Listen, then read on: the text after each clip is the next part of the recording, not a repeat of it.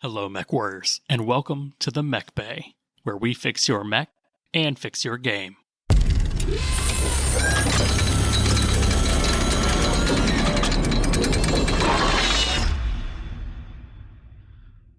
What's going on, Mechwarriors? I'm your host, Josh. I've got my co-host, Steve, the man with 3 blood names with me today. I can't pronounce any of them. And we are the Mechbay Podcast, your number one source for all things casual to competitive tabletop Battletech. And today, we are doing our annual recap and resolutions episode, because it is 2025, which means we need to talk about 2024. Because it might not get better than that. Look, everything has to peak sometime, and we don't know when it is. Live in the moment, people. And now you may be wondering, Denim is with the rest of his clan fighting over a blood name. He will be back later this month. I really hope he can keep the title of Lore Master while he's there. Is it a prerequisite to have a blood name before you become Lore Master? Or is it not? I just feel like there's going to be some trials for his Lore Master position while they're there. Because you rarely get all of the blood named and non-blood named people together. So, they're fighting it out. It's fair. Yeah. I think he wrote down, I'm going to try to get some of my Sibco mates to play Warhammer 40,000, but I don't believe that. So who knows? It's a lie. All right. Let's just get into some hobby news real quick. Steve, what we got? We know that Jason Hance's Strength of the Pack was not only announced, but released, at least the first part of it. What threw me for a loop is it was announced under the old Clan Invasion Kickstarter, because apparently that's when it was promised for, and they're finally delivering on it. If you have not checked that out, you absolutely should. If you did not do the Clan Invasion Kickstarter, you should absolutely wait for it to come out. It is a phenomenal read. I really enjoyed it. I think part 2 is coming out soon-ish, but both parts are very good and I highly recommend them. Yeah, the other digital rewards released with that were the Emerald Sword and Jaguar's Leap. So we got 3 narrative novel stuff to read. Emerald Swords has been out for a while, though, hasn't it? I think so, but I think it was just digitally added. Okay. I was like, I read that one. That's very good, too. Jeff's Battletech 2C has been released. I think this is a little bit older news, but I just found out about it. So what is Jeff's Battletech 2C? Sure. So Jeff's Battletech Tools was a website put together by Jeff Gordon, and it was an Alpha Strike list builder that used the MUL as a base, and it was a phenomenal tool for generating Alpha Strike lists and doing the formation bonuses, because there are all sorts of conditions on what gives you a formation bonus, what percentage of heavy mechs you have to have for this land, so that land, whatever, right? And it was difficult to keep track of. Jeff had taken the time, done the programming to where you could select your handful of mechs, and the program would tell you what bonuses you qualified for, and you could select from there. It's a phenomenal tool. If you haven't used it, check it out. Unfortunately, Jeff passed away from cancer in 2024, and thankfully a group of volunteers has picked up his original work and released Jeff's Battletech Tools 2C, and they're continuing to update stuff and everything else. So it's still alive, it's still out there. I didn't realize they'd revamped it. They are working on adding classic tools as well, do like a mech creator and work on a mech roster with everything else. So you can check that out. We'll put the link in the description, but it's a phenomenal tool for list building if you haven't used it yet. No, that's great. I will give a little bit of news on the Mechbay Discord side. We've got the Public Works Mercenary Company that's being run by Magnum Danger and Bob PWMC Rep. And that is essentially a Mega Mech online hinterlands / mercenaries company campaign that if you can't get out to the game store and you want to do something with some Discord friends, you can do that on our Discord. So thank you to them for running that. They have a lot of very nice spreadsheet tools available. They've got a random contract generator. They've got all sorts of things for tracking your progress, the mechs you have. They've actually done a really nice job, and they're kind of Excel wizards at that. And I don't understand Excel terribly well. I can impress my boss when I need to, but they have done some really nice programming to make random die rollers and all sorts of stuff in the spreadsheet so you can pick up random mechs from the shop and everything else. Check it out if you'd like to, because it's pretty cool. I have not had a chance to play one of their games, but I hope to jump in soon. I got one of their games then. We'll talk about that later. Awesome. Yeah. But that's it for news. I mean, the year just started, so we got to let the news fill out a little bit first. But let's move on to some hobby progress. Steve, I positioned you to get stuff done. So what have you gotten done? I've been a busy beaver. So yeah, I guess we'll just start from the top. Buying is hobby progress. I purchased some of the turrets from Cross Electric Designs to be used as BSPs. So I have those purchased and printed on my 3D printer. I have them primed. They're sitting on my desk. I will get to pinning those soon, TM. I also started painting my Caesar, a Locust, a Marauder, a Star Slayer, a Quick Draw for my mercenary group. So they're 99.9% done. I literally just need to blip the correct colors into their laser slots and they'll be done. And I was doing that right before we started recording, so they'll be done by the time this episode comes out. I'm really pleased with how it's coming along. I'll have to post some pictures in the Discord, but they're a really nice like forest green with shins and shoulders and like a nice brown with an identifying red patch, and they're coming along great. So enjoying those. I also painted an absolute boatload of Gaslands terrain because I jumped on the Gaslands bandwagon. I'm having a riot. I've painted crusty, rusty looking barrels. I got to play with rust effects for the first time, which was really cool. That worked out really well. But I've got shipping crates, tank stoppers, tire barricades. The next thing I'm working on, all that's left for my Gaslands map now is the gantries that hold the signs. And after that, I'm ready to sit down and start playing. Fortress Miniatures and Games had some hex maps become available. I picked up the Savannah map that has the box canyon and the lake on it. So pretty excited about that one. I also picked up the blank hexed map that just has the forest on one side, like the hills, like that hill green grass color, and the desert on the other. So you could build your own custom maps using 3D terrain. I'm very excited about that. Also bought probably a half dozen loose mechs to fill in some slots that were needed. I got Summoner, couple Locusts, Black Knight. What else I grabbed? I grabbed one other one, and now I can't remember what it is. Not a crab, surprisingly. Other hobby progress is being gifted stuff, right? I mean, we just had the holidays, so I ended up getting a Great Death Legion box and an IS Command box. What is most exciting to me is I got the Commander carrying case, that digital camo box. I've outfitted that to carry everything that is my mercenary group. So it's got my record sheets, it's got my painted mercs in there, it's got all my BSPs that I painted. Oh yeah, hobby progress. I painted 24 BSPs or BSAs or whatever we're calling them. I got most of the tanks and hovercraft done. And in that same green and brown paint scheme. So they look great. They match my mercenaries, which I'm really excited about. Yeah, I've been just a painting machine. Almost every night I'm coming down and jumping on the Discord to chat at people and painting away. I was cleaning my room and I found 2 blind boxes hidden under something that was in the corner. So I opened those, so now I have another crossbow and a Highlander. And for actual hobby related stuff, I got some mineral spirits and oil paints to do oil washing. And I got the new Game Envy light. It's a great, like, armatured painting light that has 4 different color modes, different brightness intensities, and it's on like a neat armature so I can move it around. I don't have to wear a headlamp when I paint anymore. I'm like super thrilled. It's been a great like month and a half, and I've gotten a ton done. So I probably should have saved some of this for next episode because God knows what I'm going to get done between then and now. But I've been busy. It's been great. All right. That was a lot, Steve. So now I'm going to grill you on that stuff. First off, those maps, those blank green and tan official Catalyst product maps are the Field Tech map packs. And that's is that what they're called? Yeah, okay. They're just hexed maps.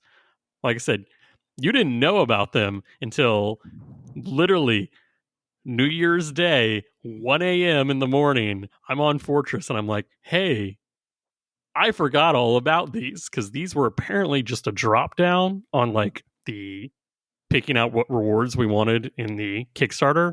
And there was no like fanfare about them. Like there was no real like, hey, these are a thing. So I think 99% of our like BattleTech players just miss these as an option. I know I did. Yeah. So Field Tech, look on Fortress. Fortress has official blank things. They're just hexes on green. There's also the Lunar one. Lunar City, I think, is the other side. Lunar and City. And the City one has some like street areas, but it's still like pretty barren in comparison. So yeah, the Lunar one excited. Is good. They just took, I think, the dropship off of it. So yeah, it's super cool. And honestly, I have a bunch of the Hextech printable like hills and stuff, so I can just paint those the right color and slap them down and make whatever kind of map we want. Yeah. Second thing is off. Second thing I'll say, no headlight, please. You're better than that. You can put a lamp down.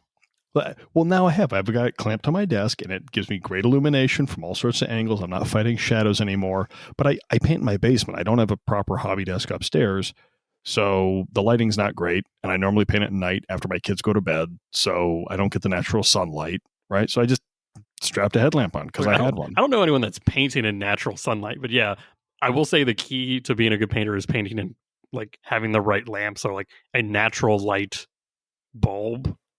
Yeah. Well, like I said, this one's got 4 different color modes, so you can make it like sterile, like you're in a surgical ward, or you can turn it like a yellow. Like it's a pretty cool gizmo. So I like it a lot. I'm very excited for it. Look at Steve; he's finally becoming a hobby painter. Working on it. We're trying. Yeah, that's a lot for me. What have you got, Josh?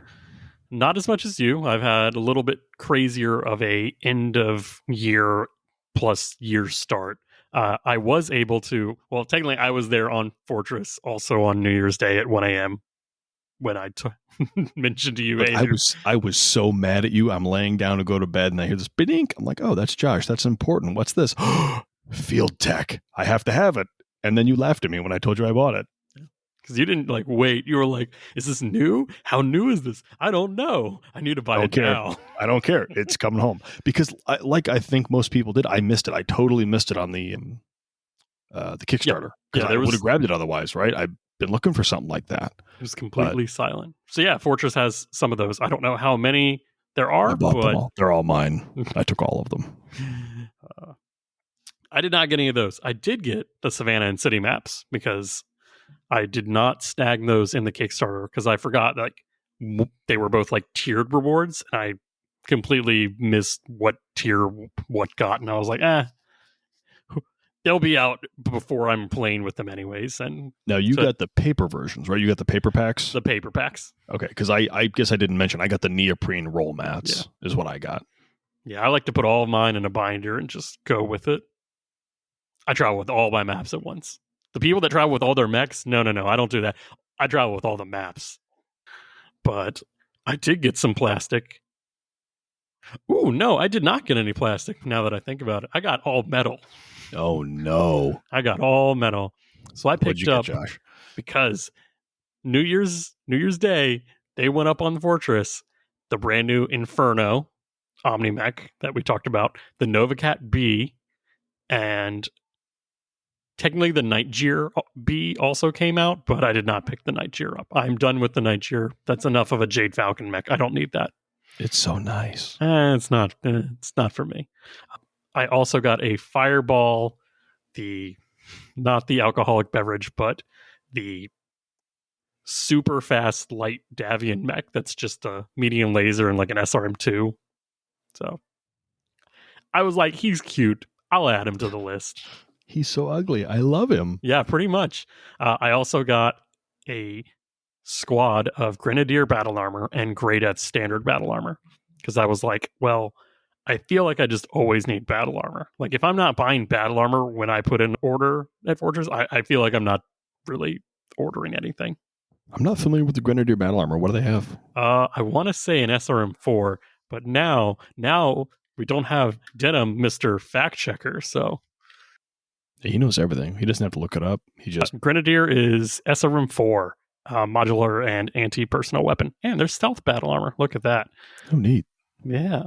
The other thing is, there is Grenadier 2 battle armor. which look exactly the same. It's just, but they're like an Omni battle armor. So you got a small laser and clan SRM4, battle armor C3, and an LRM4, flamer and medium laser, and then a tube artillery one. So yeah, I can use those in any essentially era, which is really cool. Cool.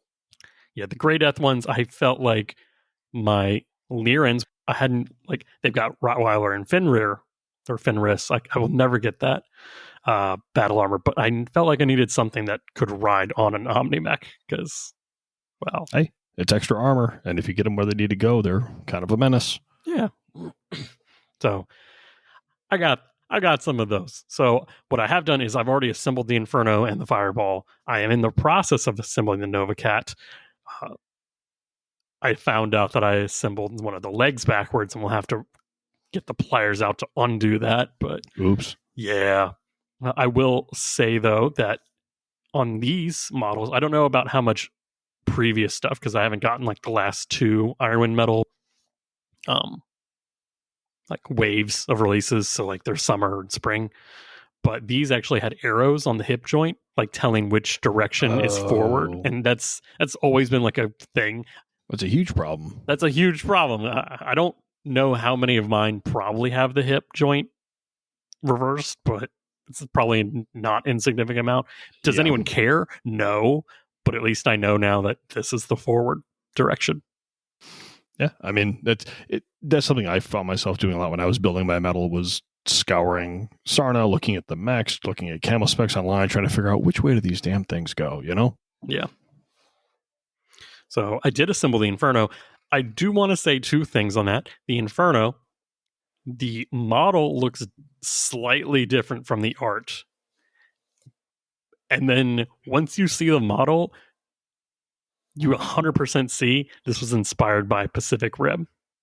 Like this 100% looks like Gypsy Danger with like the same like chest main. In Pacific Rim, it's like just a turbine. In this, it's a PPC. But it looks almost the same with the hands, the arms. Like everything is like Pacific Rim inspired. And then I found out that was confirmed. That was the inspiration for the Inferno. Oh, really? Yeah. That was apparently the prompt for the art direction is make it look like a Pacific Rim-esque thing. Well, that's pretty cool. Yeah. Apparently it did come out too much Pacific Rim, so they toned it back. They were like, legally distinct Pacific Rim people. Come on. Legally distinct. But yeah, so no painting. I did get, like I said, those on bases. The Nova Cat needs to go back to the repair bay and get fixed. But I am putting like the cool, my Make It Epic 3D scatter terrain bases for those, because I feel like if they're going with my cool Davians that won best hobbyist, they should at least look the rest of the part. Oh yeah, now you got to make them all match. Now I got to make them all match. That's a terrible thing. Terrible process. Yeah, you played yourself. Congratulations. Well, that's it for my hobby progress. Who knows what will happen in the next 2 weeks? Maybe I'll get them painted. Maybe. I'm hoping so. I believe in you. All right. Do we want to move on to some games played? We can. All right. We can. I got bad news to report on this front. We got more games? I have games played that just didn't go very well. Oh. So. I think me and you have this in common for this episode. Well, we'll find out. I have one that went real well and one that did not. We'll start with the bad one. All right. I played my buddy Kevin. He came over the other day and we sat down, and similar to last time, we decided we wanted to play a quick game while the kids were, messing around in the playroom, but we didn't want to go through the trouble of trying to keep all the paperwork together to do a Merc game. So we did a non-Merc game, right? We did 3,000 points and took some BSPs to have fun with it and just kind of played for funsies. He brought a Zeus. He brought the Zeus 9T. And that's got that large laser and the ERPPC with a couple of pulse mediums and an LRM-15 with Artemis 4. That was pretty ugly. And then he brought the Blackjack 2R, which has the re-engineered lasers on it. So That was kind of cool to see. Yeah, I've fought that one before. That one's one of those like weird, like this is probably the best Blackjack and it's still not a good mech. It gave me a run for my money. I took a Wraith TR1 and Guillotine 4L. And long story short, without going into too many details, we just did a straight meeting engagement. And I spent so many turns shooting at this poor blackjack that, my Wraith ended up getting crippled by the end. And the guillotine was doing fine. It was just missing an awful lot of armor. But this blackjack had no arms. One torso was basically gone and a leg was gone. And it was still there. I mean, it could still do more than, I guess it couldn't do 5 damage. So it wasn't forced withdrawal, but missing a leg, it wasn't going anywhere with a couple of gyro hits. So he was sitting there, and that Zeus at the end was sitting on a hill pretty much fresh. With the Wraith and Force Withdrawal, I just didn't have the oomph to take it out. So we kind of called the game there because it was getting close to dinner time and the kids were hungry. But that Zeus, if the game had continued, I think that my guillotine would have met an unfortunate end at the hands of that Zeus. So congratulations to Kevin. He kind of ruined my afternoon. That it didn't go so well. Kevin has a tendency of doing that. He does. But what about you? You getting the game in? I did get a game in.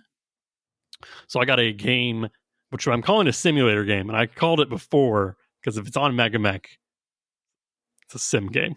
They're not real. They're not real. Not real.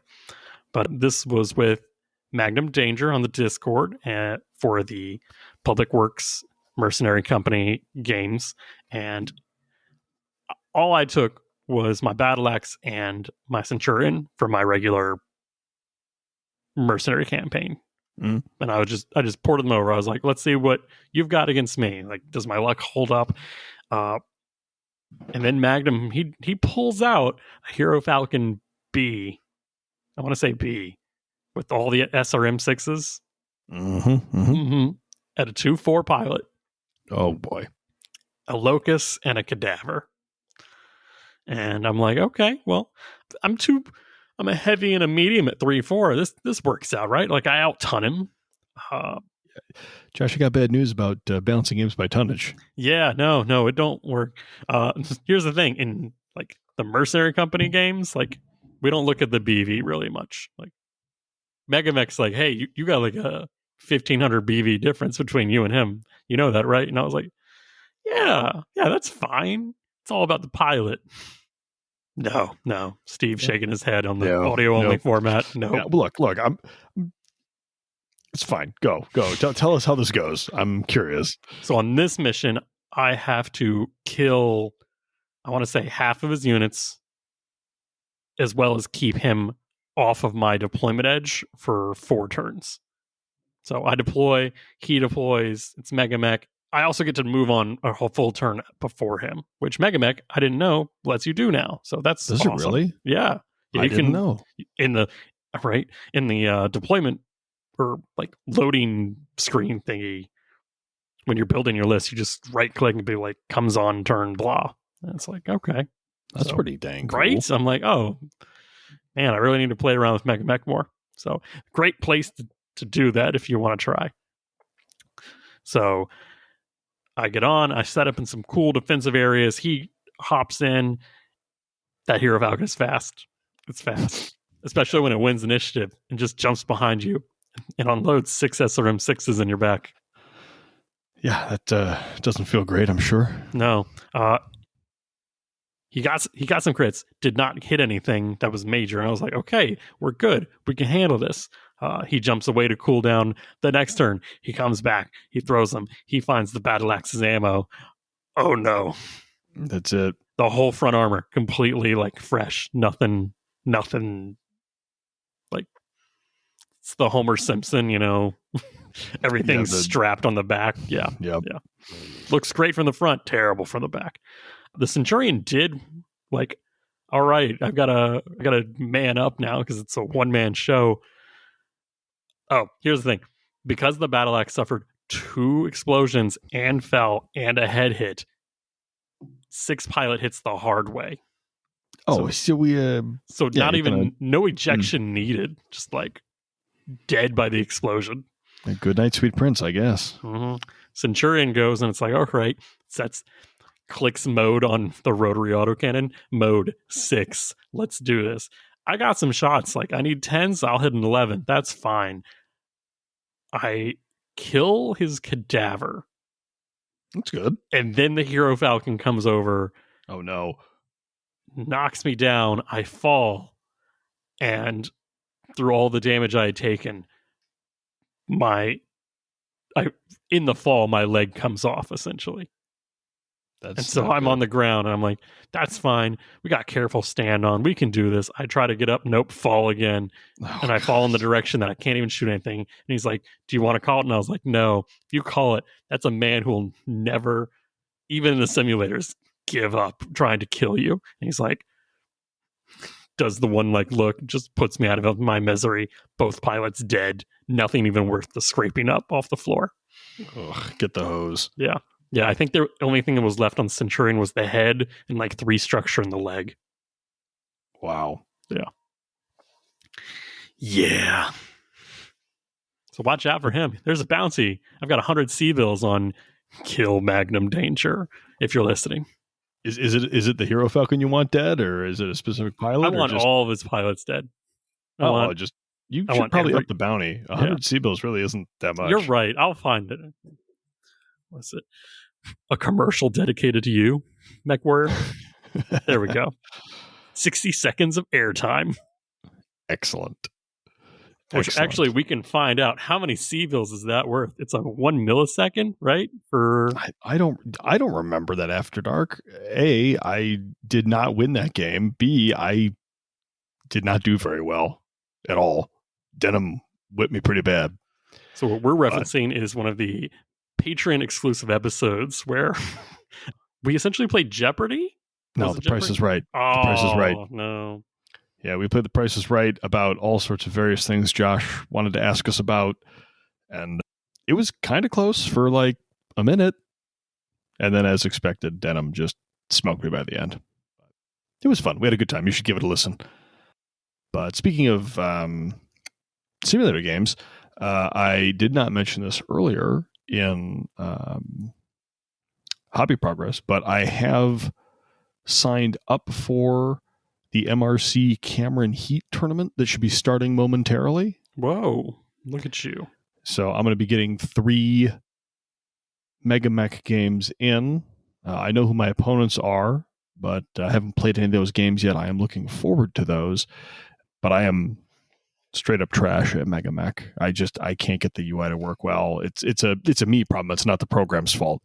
I always sign up for these things thinking I'm going to have more time to learn and do more stuff, and it's always just from the seat of my pants. So we'll update you fine folk when we have news to report on those games next time. Good luck to you, Steve. I knew you well. I'm going to need it. I signed up thinking I'd just make a list, and then I didn't read the rule packet before I submitted my list. Yeah, and then you have to bid for lists, so it's going to be kind of, we'll see how we do. I'm not optimistic. I will have fun, though. That's good. All right, I think that's it for games played. Is it time to move on to our next segment? Next segment. Hiring Hall. That's right. We finally looked on the survey, and number one answer on the board, everyone wanted the Hiring Hall for our mercenary campaign games. So here we are. The Hiring Hall. Tales from the Hiring Hall. There we go. Tales from the Hiring Hall. Because we're not hiring people in this segment. We're not hiring anybody. We're just telling you about what happened in our mercenary games. So Tales from the Hiring Hall. Here we go. All right. Well, the natural disasters finished off the year on Esteros and against Scott from scotsgameroom.com. scotsgameroom.com. So dumb. But yeah, so the last time we had destroyed his buildings that he was protecting. You had had that same mission yourself. Oh, the defend mission? Yeah. Yeah, that was where my SM carriers just blew them all up. Yeah. Did you do the same? I scanned the correct one and only strategically killed that one. what about all the other orphanages and the children's hospitals? We were only there for one man. Like, look, okay, all right, we different tactical plans, I guess. We're the scalpel, you're the sledgehammer. Nuke it from orbit. It's the only way to be sure. Yeah. So in this game, my Centurion has to go out alone, defend for a moment while his Axeman and Bushwhacker try to pursue. He's got the air cover. I decide, well, I'll go with tank cover. Tank cover always works well for me. Tank cover worked-ish, but it didn't work great. I think I just took a single mana core. So which one? Do you remember what variant? No, I think just the basic one. Okay. Yeah. And so my Centurion's out there. He's trying to cover. The battle axe finally comes on. It's like, okay, well, what do we want to do? Do we want to flank? We're on the mine runoff map. It looks like it's a hot geyser, but it's not. It's apparently like heavy metal runoff from a mine that they've been dumping. Oh, well, that's fine. Yeah. There's no EPA in the future. Right? It's the dumping mine planet. That's their culture. We can't. Look, if you designate one planet as the heavy chemical waste PFAS planet, what could go wrong? It's fine.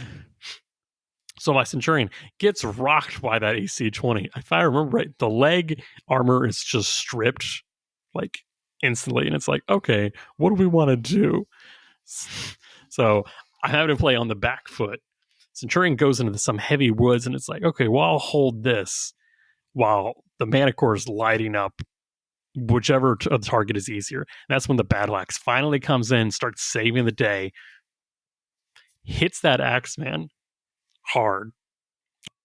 I forgot what I had also took is some jump infantry, because the complication we rolled was this was a hot map.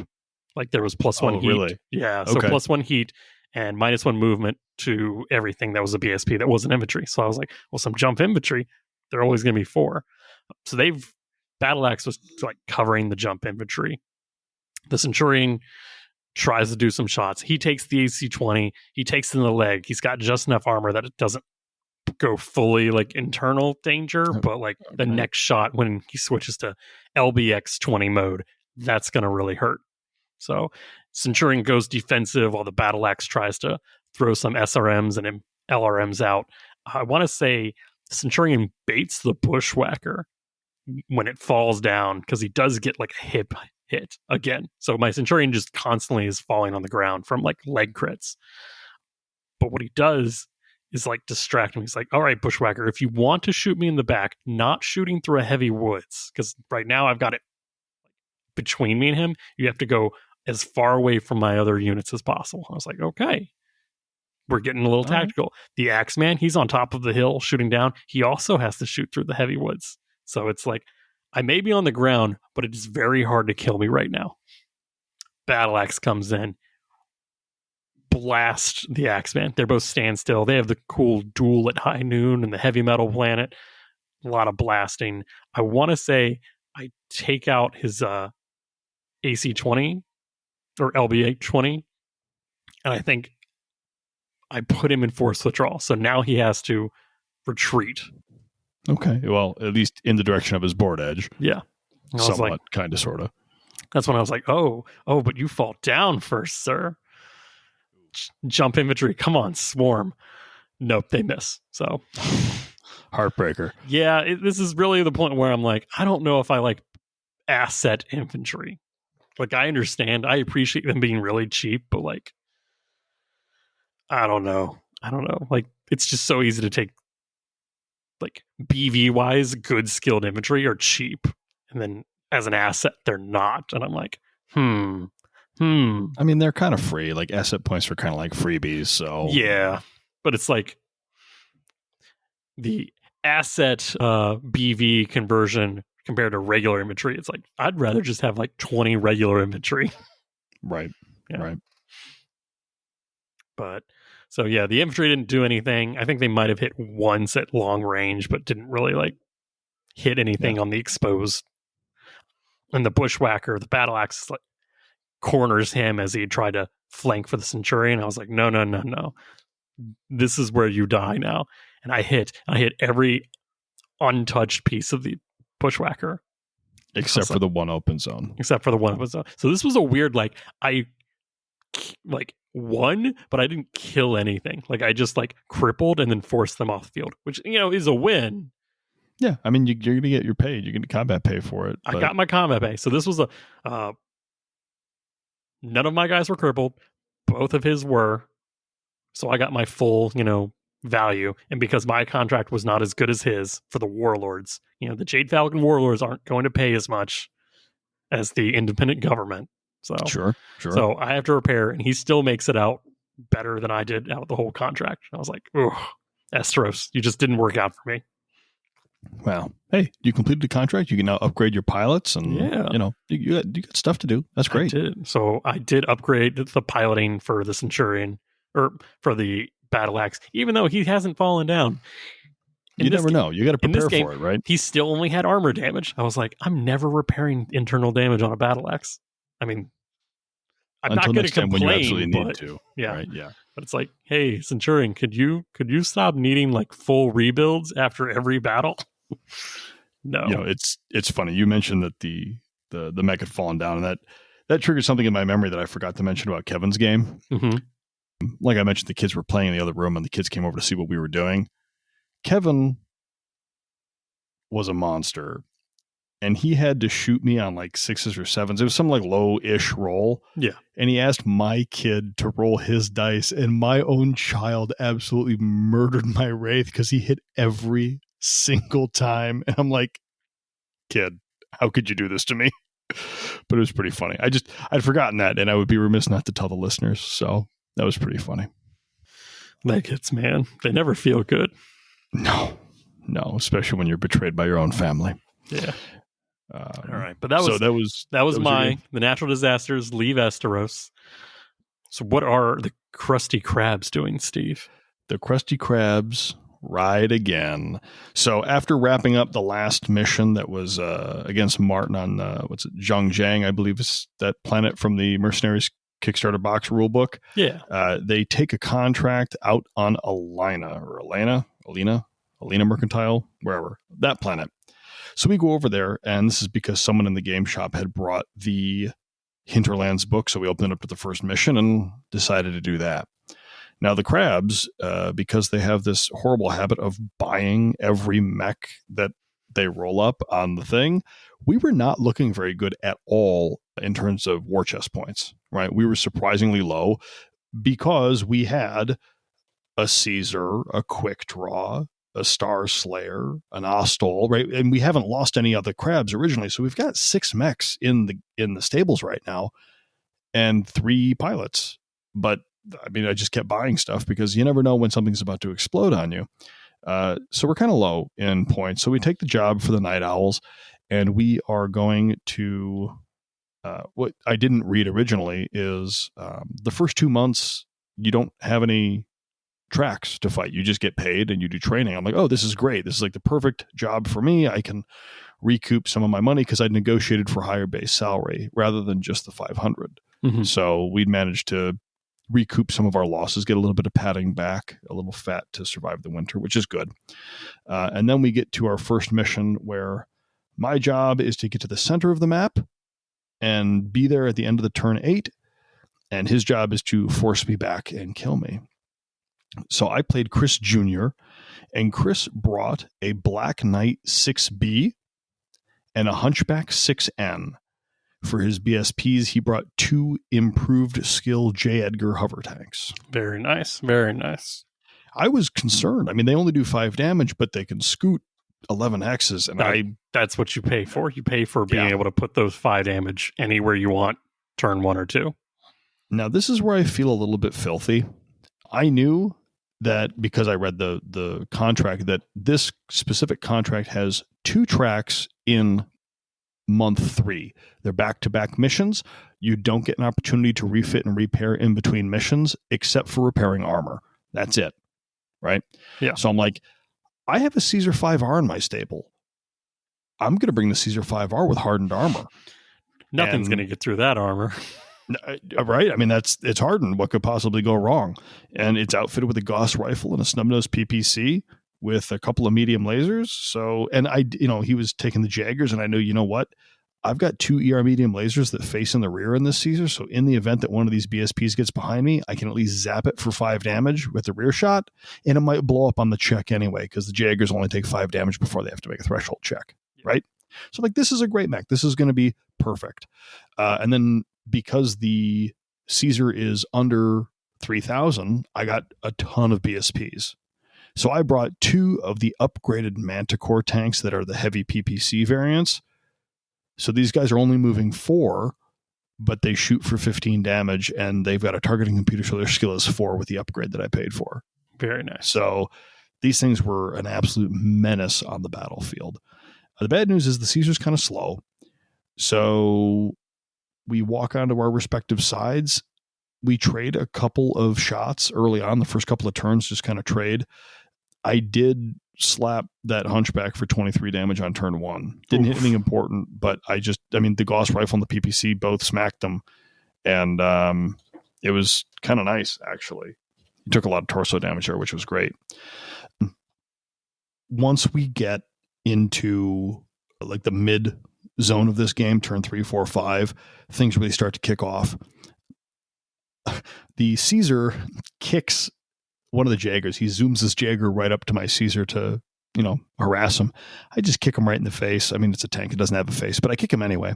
And it explodes, right? It fails the check and just dies, which is great. No, one of the Manticores shot the other Jaeger in the rear, and that one exploded too, which was fantastic. And I did enough damage to the Hunchback to make that fall behind a hill. Now, his Black Knight has been taking this very slow, methodical approach to trying to kind of creep up to me. And I've positioned my Caesar on a hill in some light woods. But as long as I have one turn and I'm not laying down, I can move forward the 2 hexes I need to be within the 4 hexes of the midline in order to win my objective. So right now I'm just kind of holding out and shooting.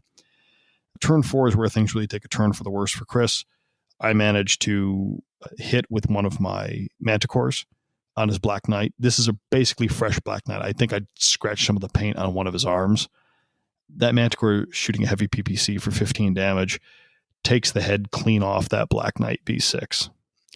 And it's a shame because it's a nice Black Knight and it's a regular standard engine, so it doesn't have either the torsos, right? So it's like the only way to kill it is either headshot or core it out. And I got real lucky with that Manticore. So those BSPs paid for themselves.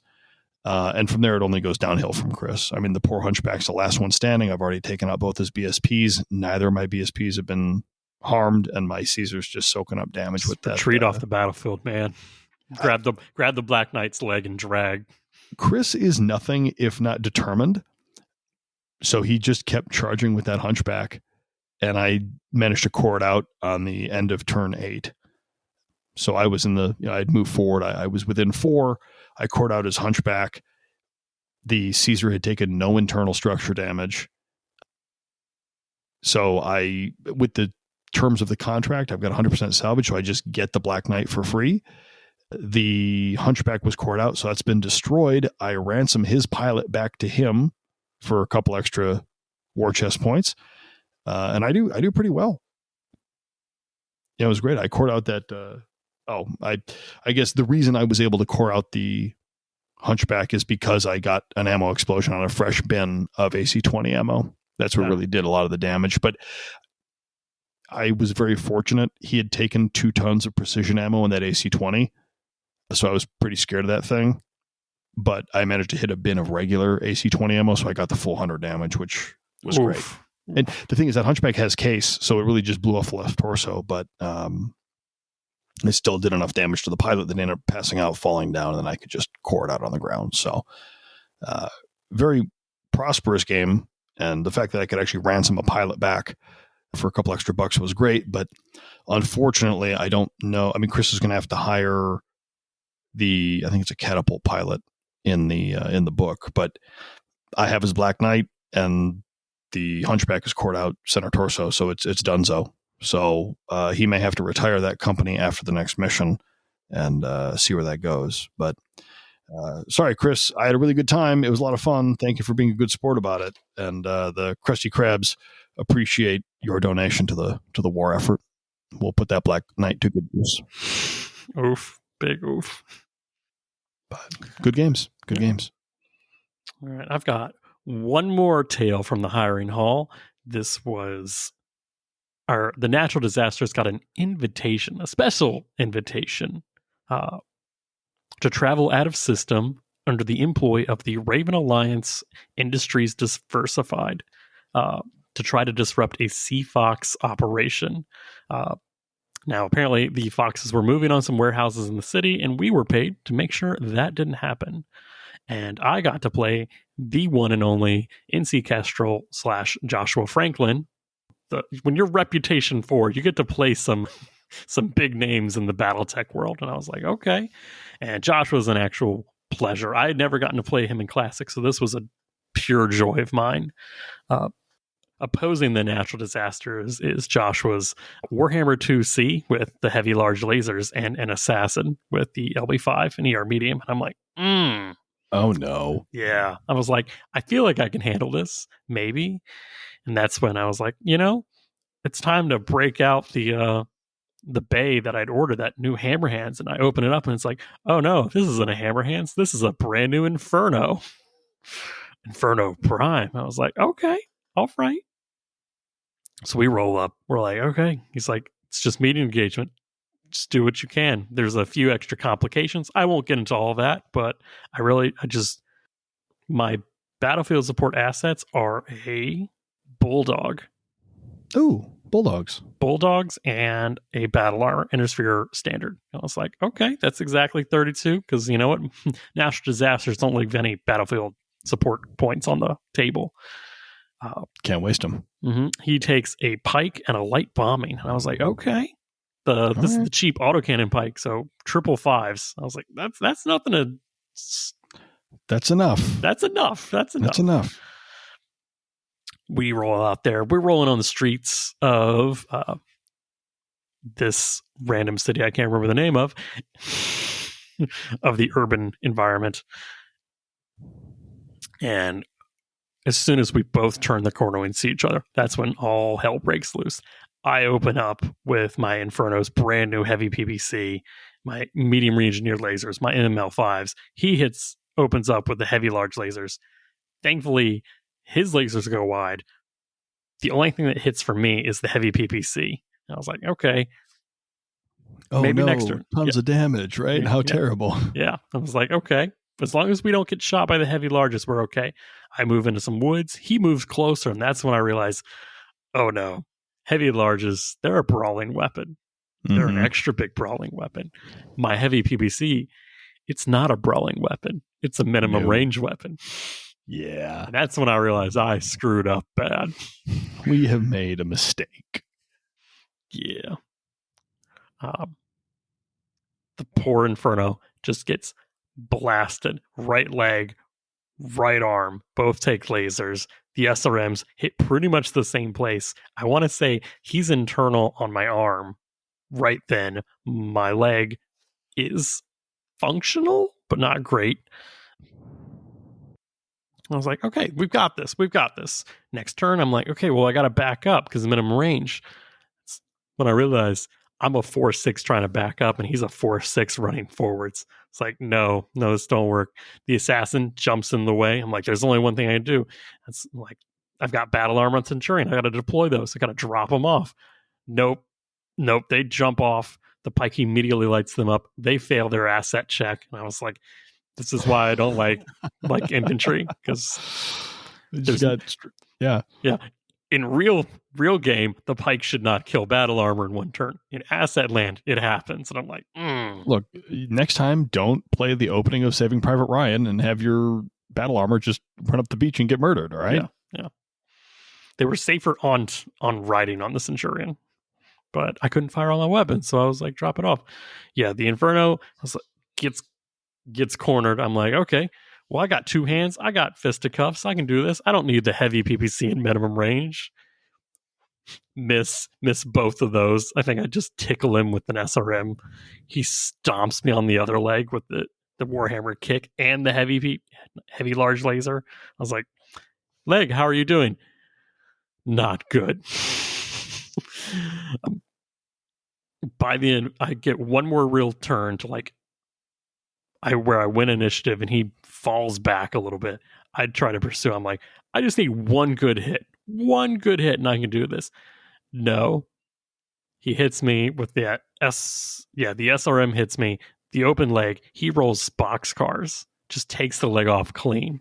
The other leg he hits gets a hip. So at this point, I'm falling, and I don't know. I'm going to check the rules, but losing a leg and getting a hip on the other leg, I want to say is cumulative. We'll find out. But anyways, I was taking a pilot hit, and I was going down hard. The other SRMs that didn't hit the leg hit the cockpit. So I get 2 head hits just from the SRM. This is a recurring theme. This is also when I say I'd put the Centurion pilot into this. So I'd swap pilots for this fun one because I was like, well, the Sandblaster is going to be more worth it on the Centurion. Like my Battle Axe pilot swapped with Centurion for this game. So it's like, hey, the guy that always loses his leg will lose his leg again in the other mech. I was like, I hate this so much. So the head hits, the going down, the failing that one. It's like, he's on the ground. He's technically in force withdrawal just from the pilot hits. So, Josh, have you considered renaming the natural disasters like the TBI Brigade or no. what? I mean, you're collecting head hits and brain damage all over the place. But they're not dying. That's the thing. So at that point, Joshua was like, well, I've done my objective, which is defeat half of your units. And I was like, okay. He's like, will you give me the field? And he's like, I will give you the field. As my Centurion, spins up the rotary rack 5 while the assassin is TMM1 next to him. It's like, I'll do it. I'll kill your assassin. This is an unfair fight on this one. So we re-rack. We're defending a different part of the city, trying to grab a different warehouse. At this point, we have the low ground. But we have the cover. And I'm like, okay, we can do this. Bad. I swap pilots again, so my Sandblaster Battle Axe pilot goes back into the Inferno. I'm like, at this point, I need less pilot hits in the heavier mech. So I bring on the Josh Special, which is a mash truck, and the other Bulldog. I was like, I like the Bulldog. I can get with this. We got to heal the pilots. I'm going to make him come to me. I'm going to get some time shooting. I miss none of the opening shots. I have a pure, firing alley while he's running at me. No hits. I was like, come on. Mash trucks healing the Centurion pilot. So we bring the 4 pilot hits that we had done. We'd healed 1 in the month between. Healed 1 from the mash truck. So he's down to 2. I'm like, okay, 2 pilot hits. You're combat ready for the natural disasters. While this is happening, the Inferno is getting flanked. He's losing initiative. He tries to put some heavy woods in between the heavy larges. I think 1 missed, and I was like, that's good.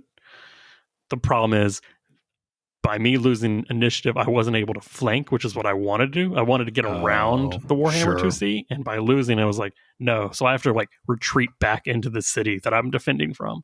And that's when things start going worse for me.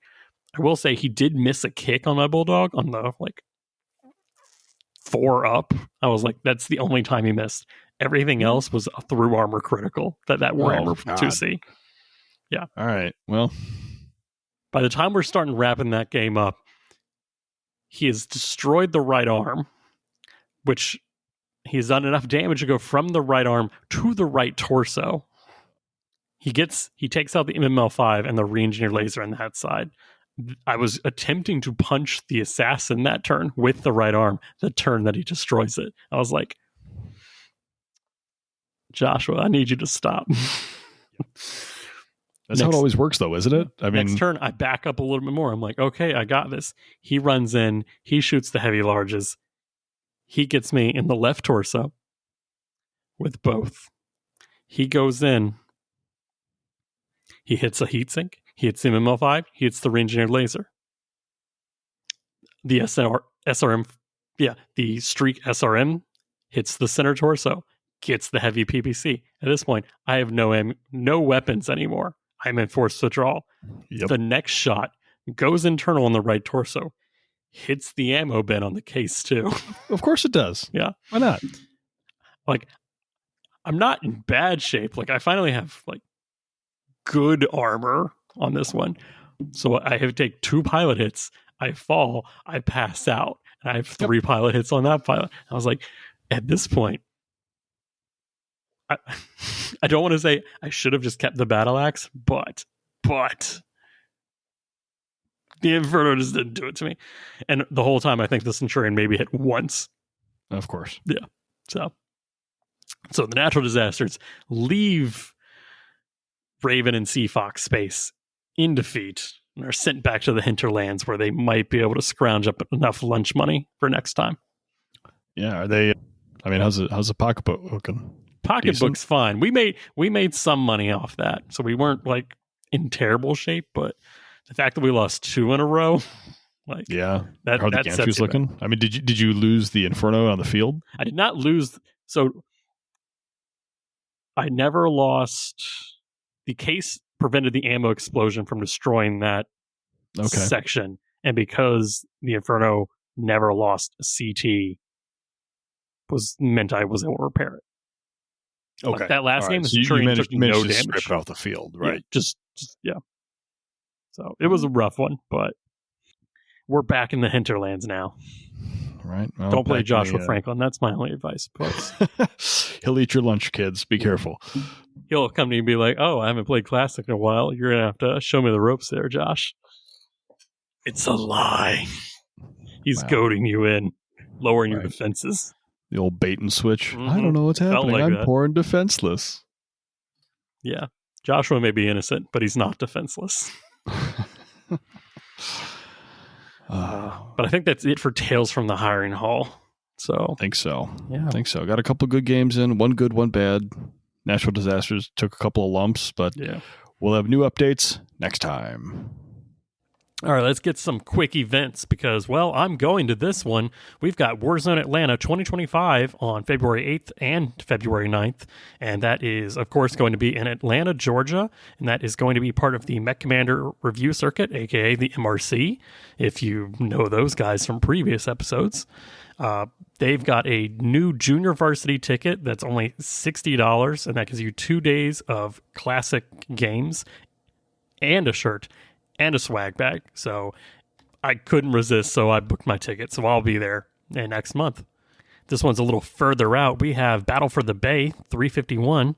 This is going to be in Glen Burnie, Maryland. And this is one of those long-term announcements. That's going to be in June 21st, 2025. So you got like 5 months to plan for that one. But that's going to be an Alpha Strike 350 plus 1 PV.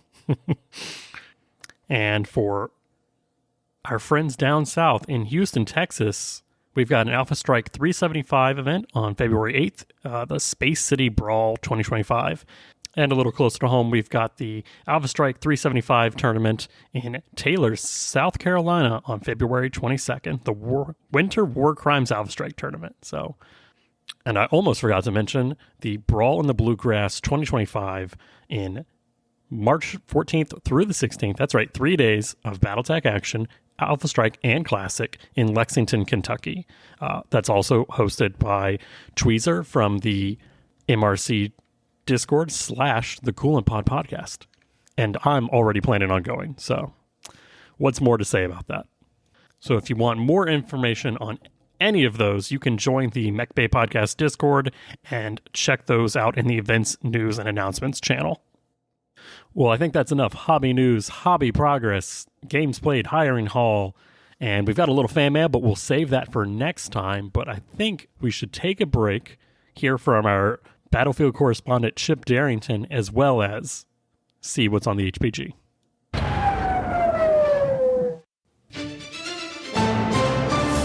Good evening. I'm Chip Darrington. This just in, a manufacturing facility has been raided on Alina by a group calling themselves the Night Owls. Recovered battle ROM footage from the remains of a hunchback belonging to the mercenary group the Battle Crushers contains images of a raiding mech that bears a striking resemblance to the Krusty Krabs. The mercenary leader of the Battle Crushers, Alfred von Mason, and his Black Knight are missing in action. Planetary reports indicate that the Krabs have not yet left the planet and are still at large. As this is a developing situation, we will of course keep you up to date as to the ultimate resolution. Please stand by for additional updates. Chip Darrington, signing off.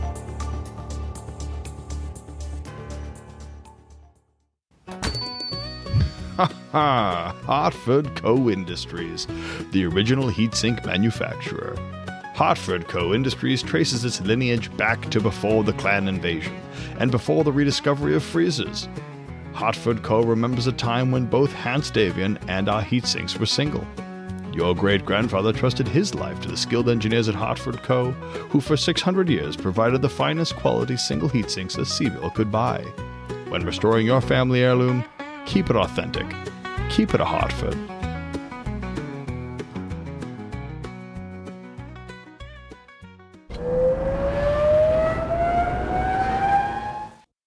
All right, we are back.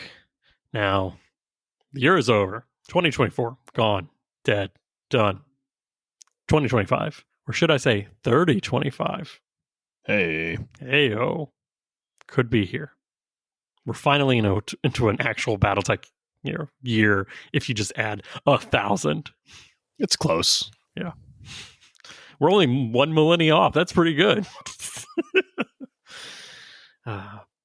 But as always, like even without Denim being here, I feel like we need to do a retrospective and hopes for 2025. Possibly even dreams. No dreams. No dreams. No dreams. Only what? No dreams. Only sleep. Only sorrow. Only nightmares. Was it? The nightmares persist, but so do I. So what are we looking back to, Josh? Well, I think you put some things down and I put some things down. So I figured we would give like a 50-50 on things that you wanted to look back on 24, things that I wanted to look back on 2024. So we'll start with one you wrote down, which was, what was your favorite product released in 2024? Yeah, I think this is big because we saw a lot of new stuff with the Kickstarter and everything else. And as much as I want to say the entire Merc Kickstarter is my favorite, that's too broad. That's not fair. I would have to say probably the rule set for the Merc Kickstarter box, right? The mission pack, the BSPs, how they function. It's so much fun. And it's very accessible for people with, real consequences, perpetual damage. Long-running campaigns are feasible and approachable for everybody.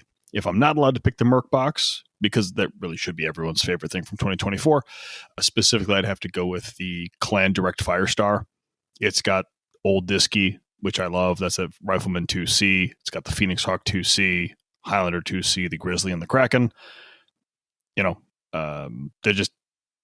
The Rifleman 2C has a special place in my heart because it looks ridiculous and I love it. Or all those new tanks. Those are great too. It's really hard to pick like a favorite thing for 2024, but there's a lot of good stuff out there.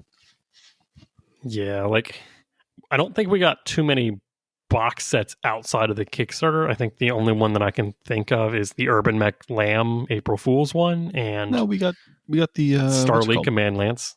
Yeah, the Star League, the McCarrans came out too, right? McCarran's Armor Cavalry that came out. Yeah, right I guess that came out like like a week ago, 2 weeks ago. Yeah, whatever. We had just a few premium miniatures, but yeah, miniature wise, I don't want to say a whole lot outside of the Kickstarter, but not a whole lot outside of the Kickstarter. The Kickstarter was all of the stuff of 2024, really. So I'm going to go with the thing that came out in November of 2024, which is the Hinterlands campaign book. It's so good. So good. It's got some issues. Like, I know I saw someone's like, wait, is Gunnery cheaper to upgrade? And it's like, no, the FAQ is out. Like that column is swapped. It's supposed to be the other title. So like the first outing is a little rough, but like what's there is kind of what I've been looking for.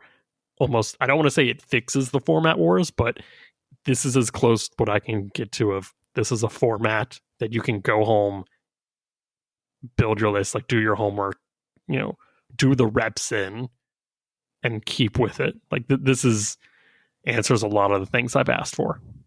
Oh, absolutely. I mean, it's so nice to just, the mission. Okay. So it may need a facelift. It may need some tweaks here and there, but the muscles and the bones are good, right? Yeah. What's there is good. It's got the right feel. It's got all the things we're looking for and hoping for. We just need a little bit of polish and we'll be perfect. Yeah. These can only get better. Like if this is the worst one out of the planned 3 more, then by the last time it will be what everyone's playing. Yeah, I'm so excited for more contracts. I just want books full of contracts. That's all I want. Oh yeah, they have some. Honestly, at the local game shop, someone came over with the old Hotspots contracts books, and that's all it is. There's no cover page. Like the front page of this book, you open it up, and it's a contract, and it's got all sorts of stuff you can just go through. If they did that, but like updated them and made them compatible with the Hinterlands Merc rule set type stuff, that would be great. We'd have contracts coming out of our ears. Yeah, like I really wish this was available when I started playing, because I was like, oh, let me do Chaos Campaign. And it's like, oh, this is good, but it's like build an entire company. It's like I've just got started a company. Yeah.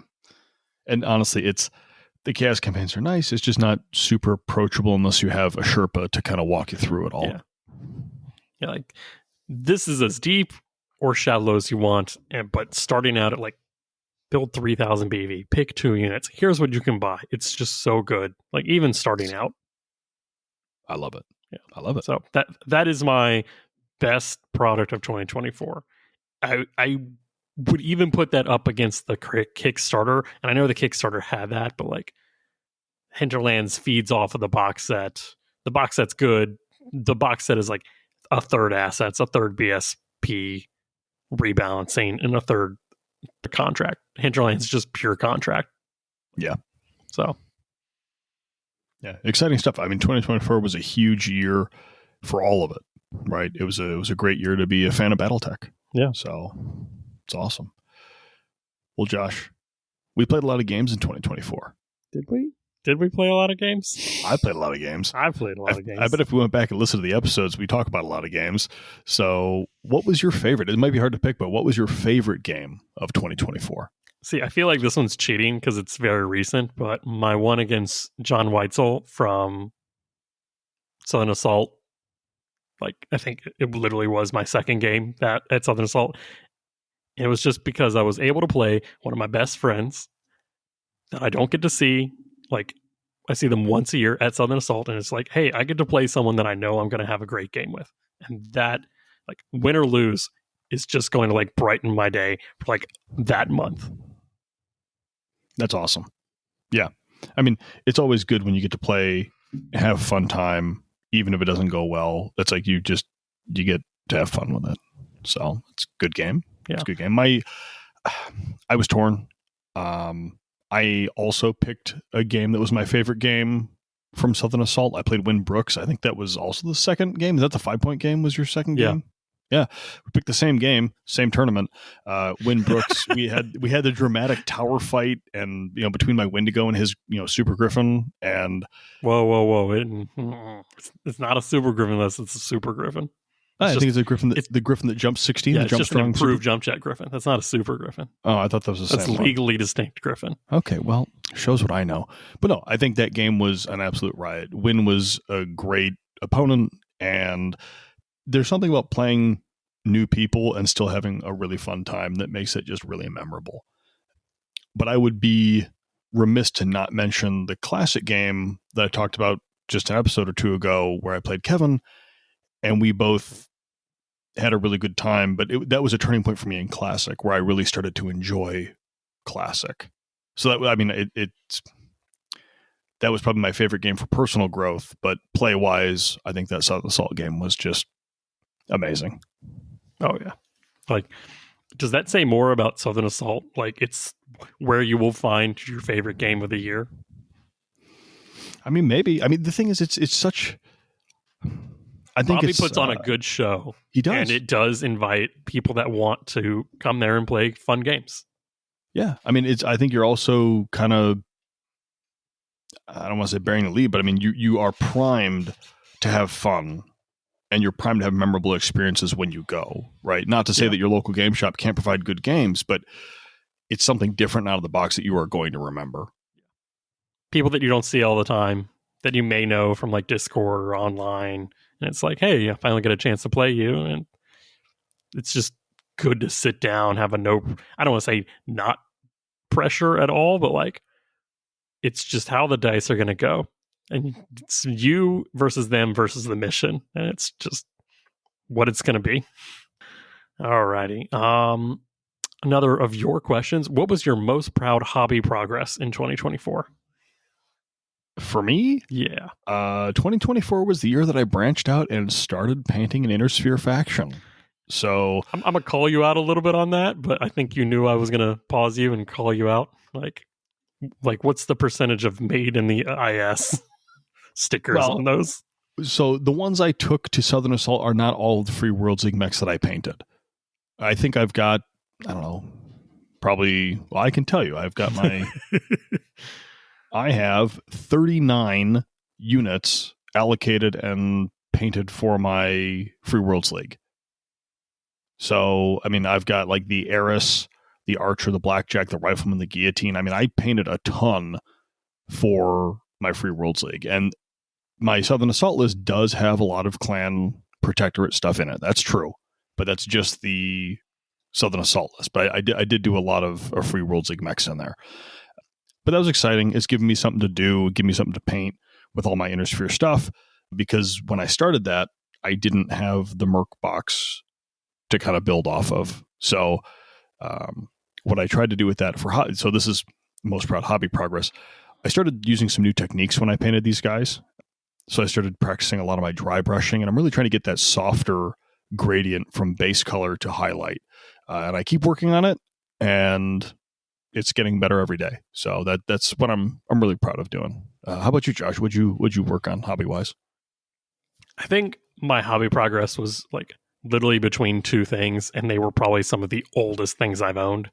It was between my Dragoon, not Battle Armor and not Wolf Dragoon, my like Word of Blake, Blessed Order Rifleman upgraded with like between that and the Super Griffin, like the actual Super Griffin model. And that's because these are like two models that I've had for ages and just never done anything with. Like haven't been able to take them to tournaments because they're both experimental or unique or like faction arrow locked, that kind of thing. So it's like it's hard to justify painting those if I don't get to play with those. Sure. This was a year where I was like, okay, well, I can do those. Like I'm excited to do those. So I think the Super Griffin's just going to win out just a little bit just because it's older. Like sure, that was almost like 4 years in the making. Like, oh wow, that's a long time. Yeah, like I finally got it. Like took the pliers out and bent the metal to the pose that I wanted to match the art. Like freehanding the like, same logo that the art does, getting the weapon effects and making them booster effects just like the art. So it was like I want this model to look like the art, and it's like that doesn't look like that. It's standing up, and the art's hunched over, arms tucked in, boosters engaged. It's like no, I need that to look like the art. Like it doesn't mean anything to me unless it's exactly how I imagined it. So I think finishing that up. It's a Griffin. Griffins aren't going to be like top meta anything. Like they're never going to be like kings of the battlefield. So just finishing it up and like I'll probably put it on a little plinth and be like Josh's Super Griffin, best obvious Southern Assault. Like it's done. Like I can set it to the side and work on something else, but I can know that like from my beginning of my BattleTech hobby career to now, it's done. And it looks just as great as I always imagined it would be. Good. I mean, there's something really rewarding about seeing something you've been kind of waiting for the right moment to use and make and have it turn out amazing, right? So that's got to be really rewarding to see. Yeah. So I guess Southern Assault does two things. You play great people and you paint great models because everything has to be great for it.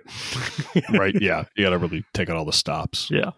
But moving away from hobby and games, we move into one of our strongest realms here on this podcast, which is lore. What is your favorite novel of 2024? You do a lot of reading? I think I read 3 BattleTech fictions. And okay, that's really stretching it because I remember on the last recap episode, I think I read 2 of them the week of the like New Year's Day. Like last time I really hardcore read BattleTech was literally last January. Like I probably get my most reading in December and January, just because of like free time. That's when I'm at home but can't leave the house. Sure. So it'd be, I want to say cruel if I brought something up I read 11.9 months ago. So we did get an advanced copy of Voidbreaker ahead of its release. So I will say Voidbreaker is probably my favorite book I've read of 2024, and I will be purchasing that for 2025 just because I liked it that much.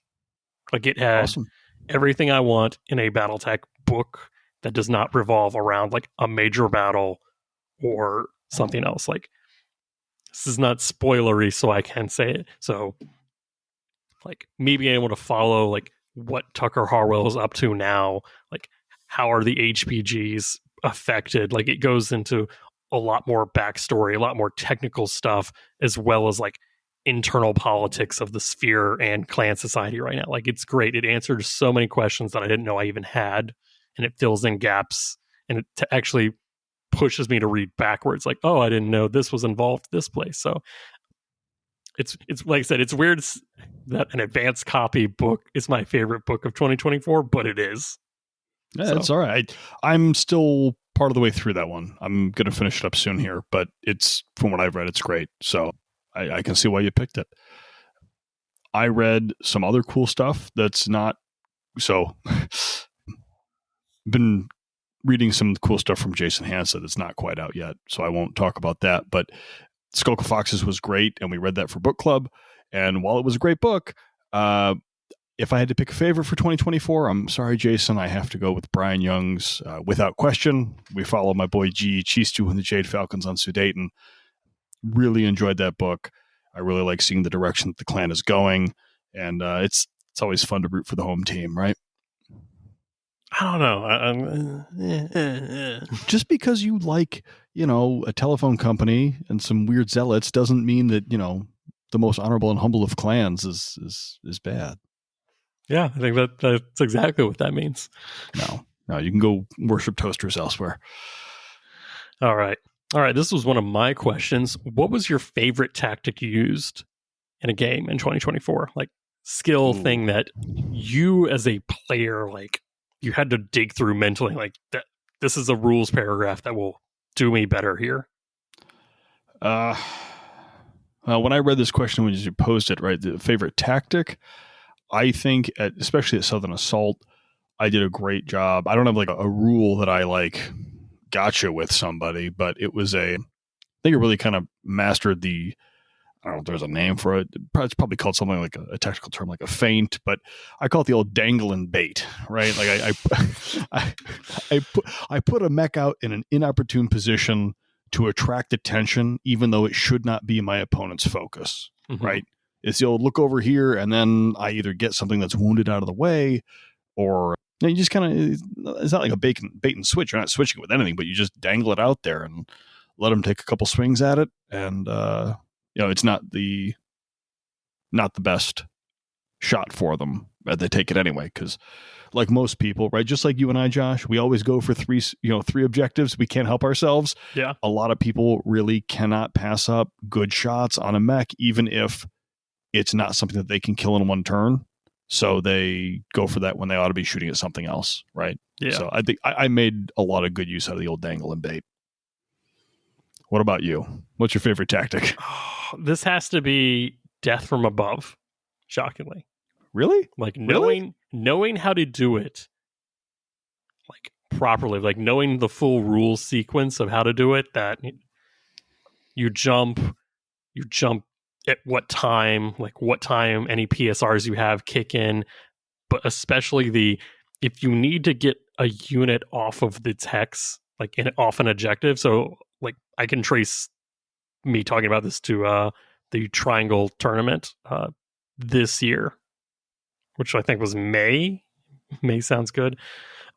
That one, my Oscout jumps. My Oscout has no real combat effectiveness to take on a Blood Asp, but the Blood Asp is on an objective. I'm like, I can do two things. I can charge it or push it.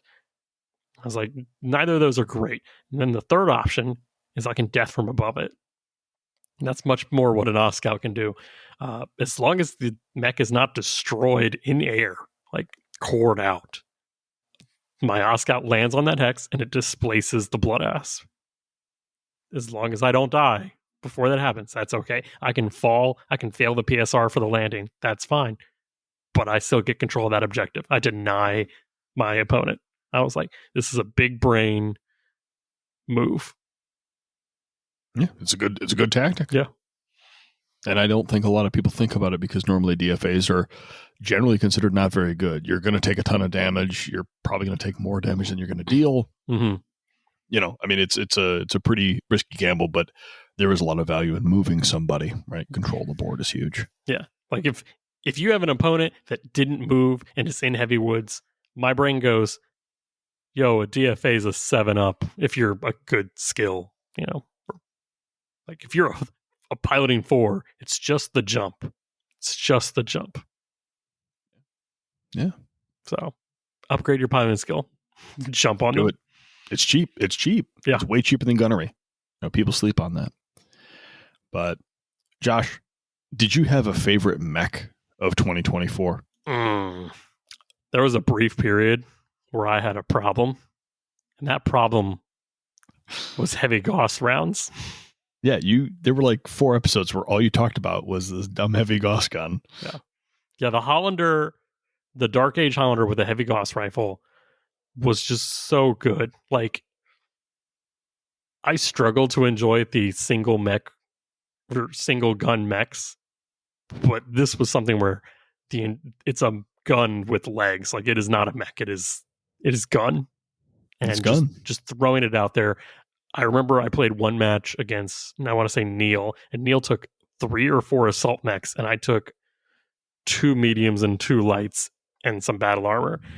And the Hollander just whipping around and just like nailing a Banshee in the leg for 22 or 25 points of damage. Yep. Yeah. And then literally turning around and putting 25 points through the longbow's face. I was like, you know what? You may out-tell me like 4-1, but it's an even fight.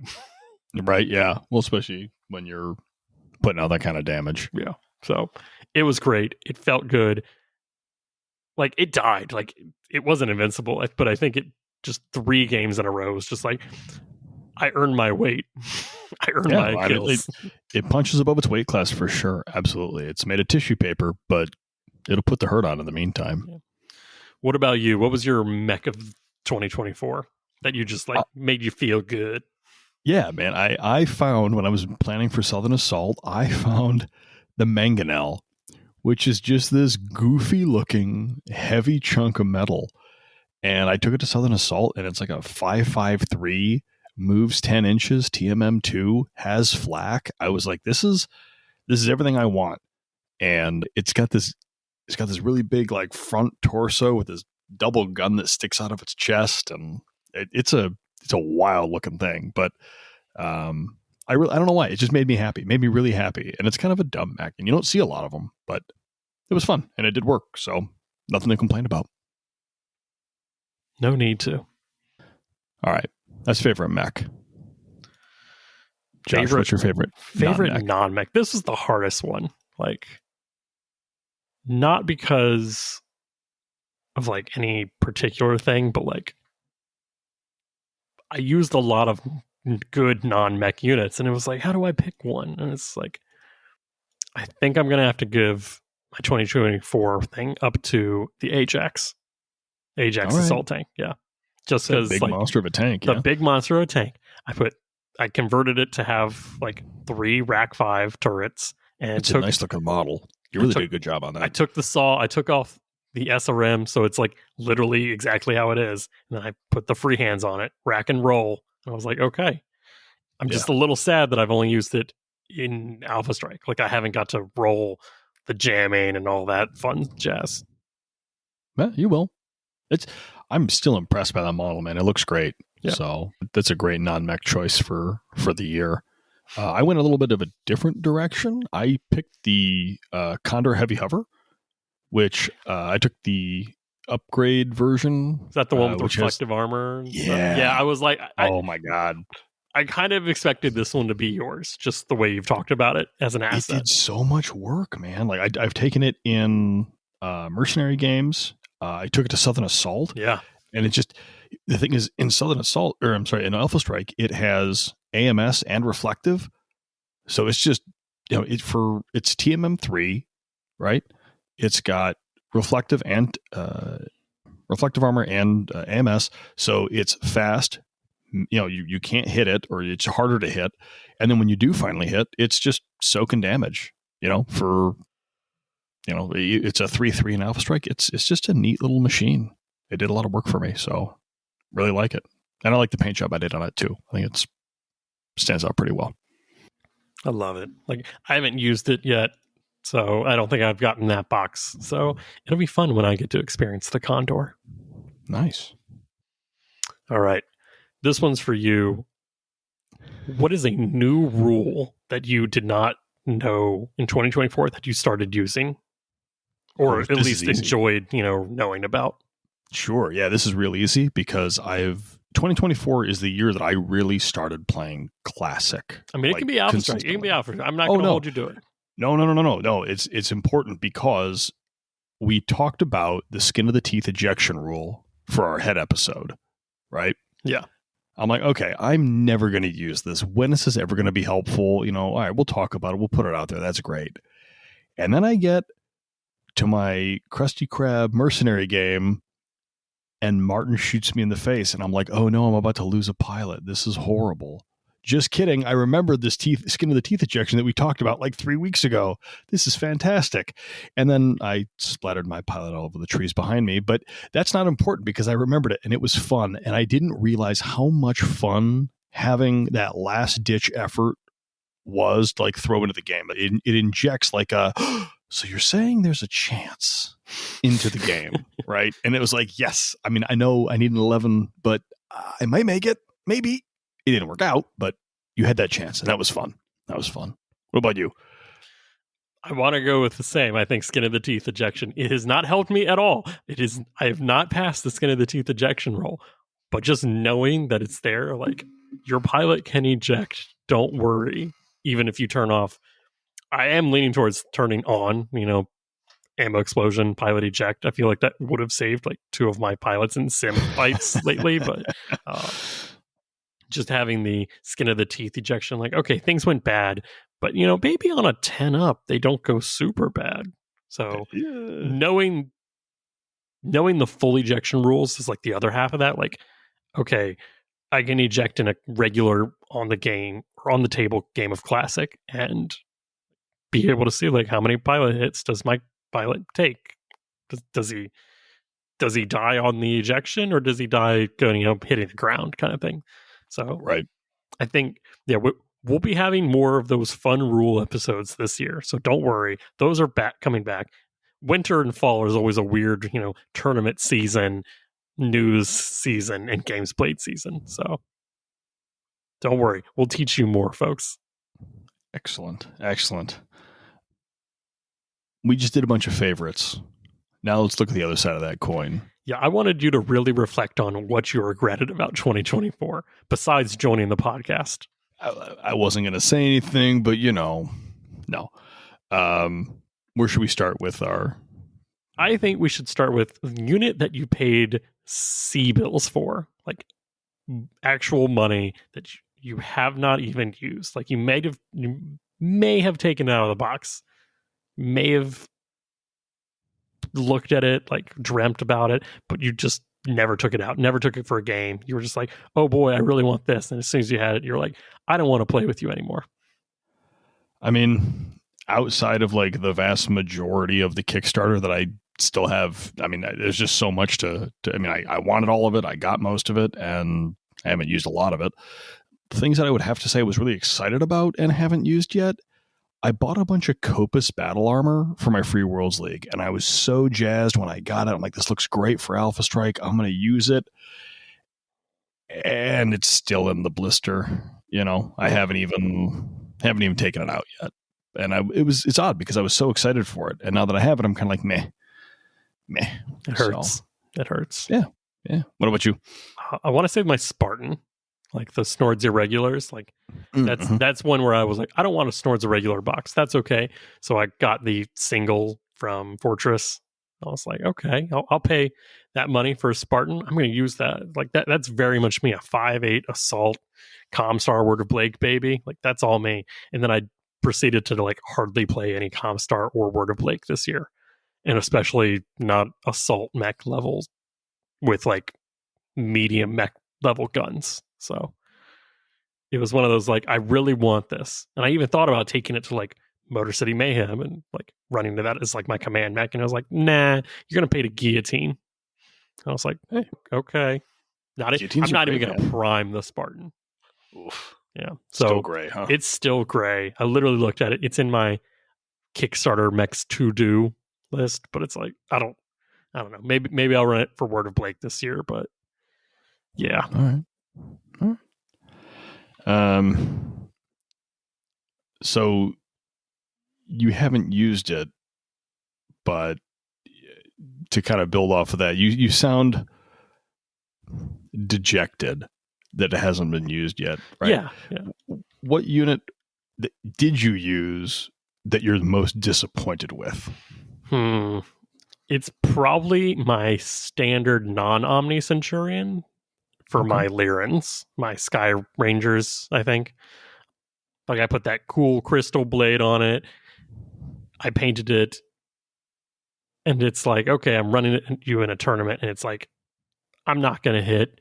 People are going to hit me. They're going to crit me. They're going to take limbs off. They're going to hit case 2 ammo. I'm going to fall unconscious. I'm not going to do much for you. I was like, It's like the opposite. You look at Hollander over there and you're like, Hollander doing great. And then you look at Centurion. It's like, why are you here? Is this the same Centurion you're having all these problems with in your Merc games? Okay, so that's a different Centurion. That's the Omni Centurion for my Davians. So I have 2 Centurions, yeah. I own 3 Centurion models. One for my Lyrans, one for my Davians, and one for my Capellans. That's the Yin Lo Wang. So, sure. Yeah. Bummer. Yeah. So it's be struggling.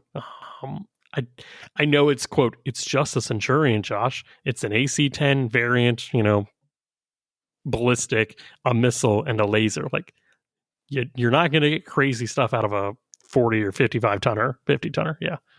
So don't expect much out of it. But then you see like cool clan mechs doing cool clan mech things. And you're like, Centurion, you're an Intersphere XL. You should have a little bit more than that, right? And they're like, no, I got armor. I got armor in case and a weird thing. Yeah. So, yeah. What about you? What's yours? I don't know. It's tough because if I had to pick one, I'd probably have to go with the blade. I've only used it in Alpha Strike, and it wasn't that it was bad. It's a TMM3 14-inch mover. I wanted a little more out of it, honestly. It's a fine mech, and it does what you need it to in Alpha Strike, and it even had 1 or 2 clutch saves in the tournament that I took it to. But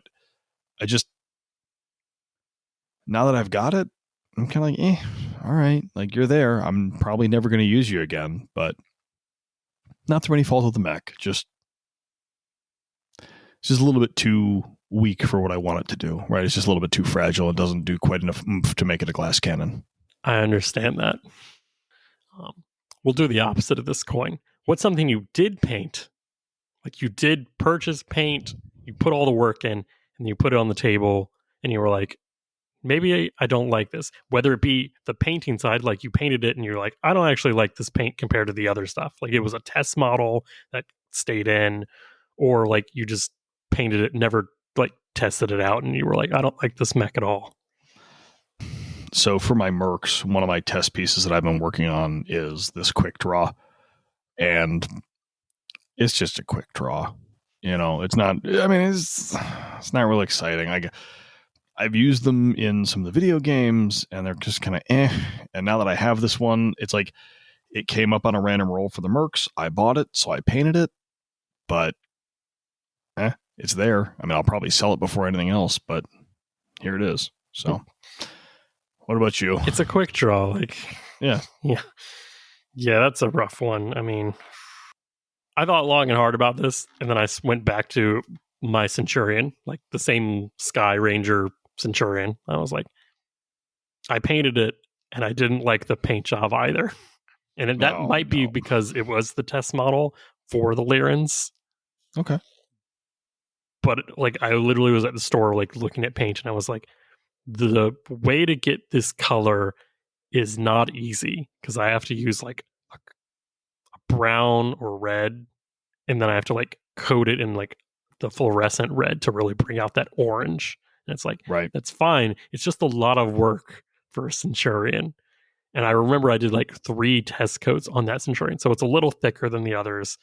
I didn't know what I wanted to do with like the black gray arms yet.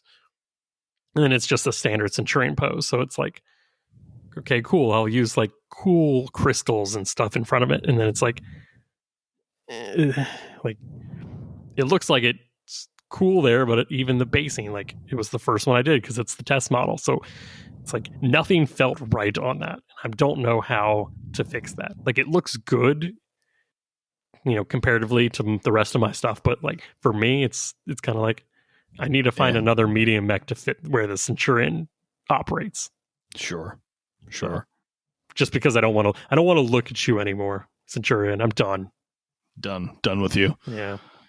So especially after it keeps filling on the tabletop. Yeah, right? Like if it looked not great in the eye of my beholdering, but did kick-ass stuff on the table, then I could, see the other way around. But it's like, you don't look beautiful. You don't make me happy. What am I going to do with you, Centurion? Poor Centurion. Yeah.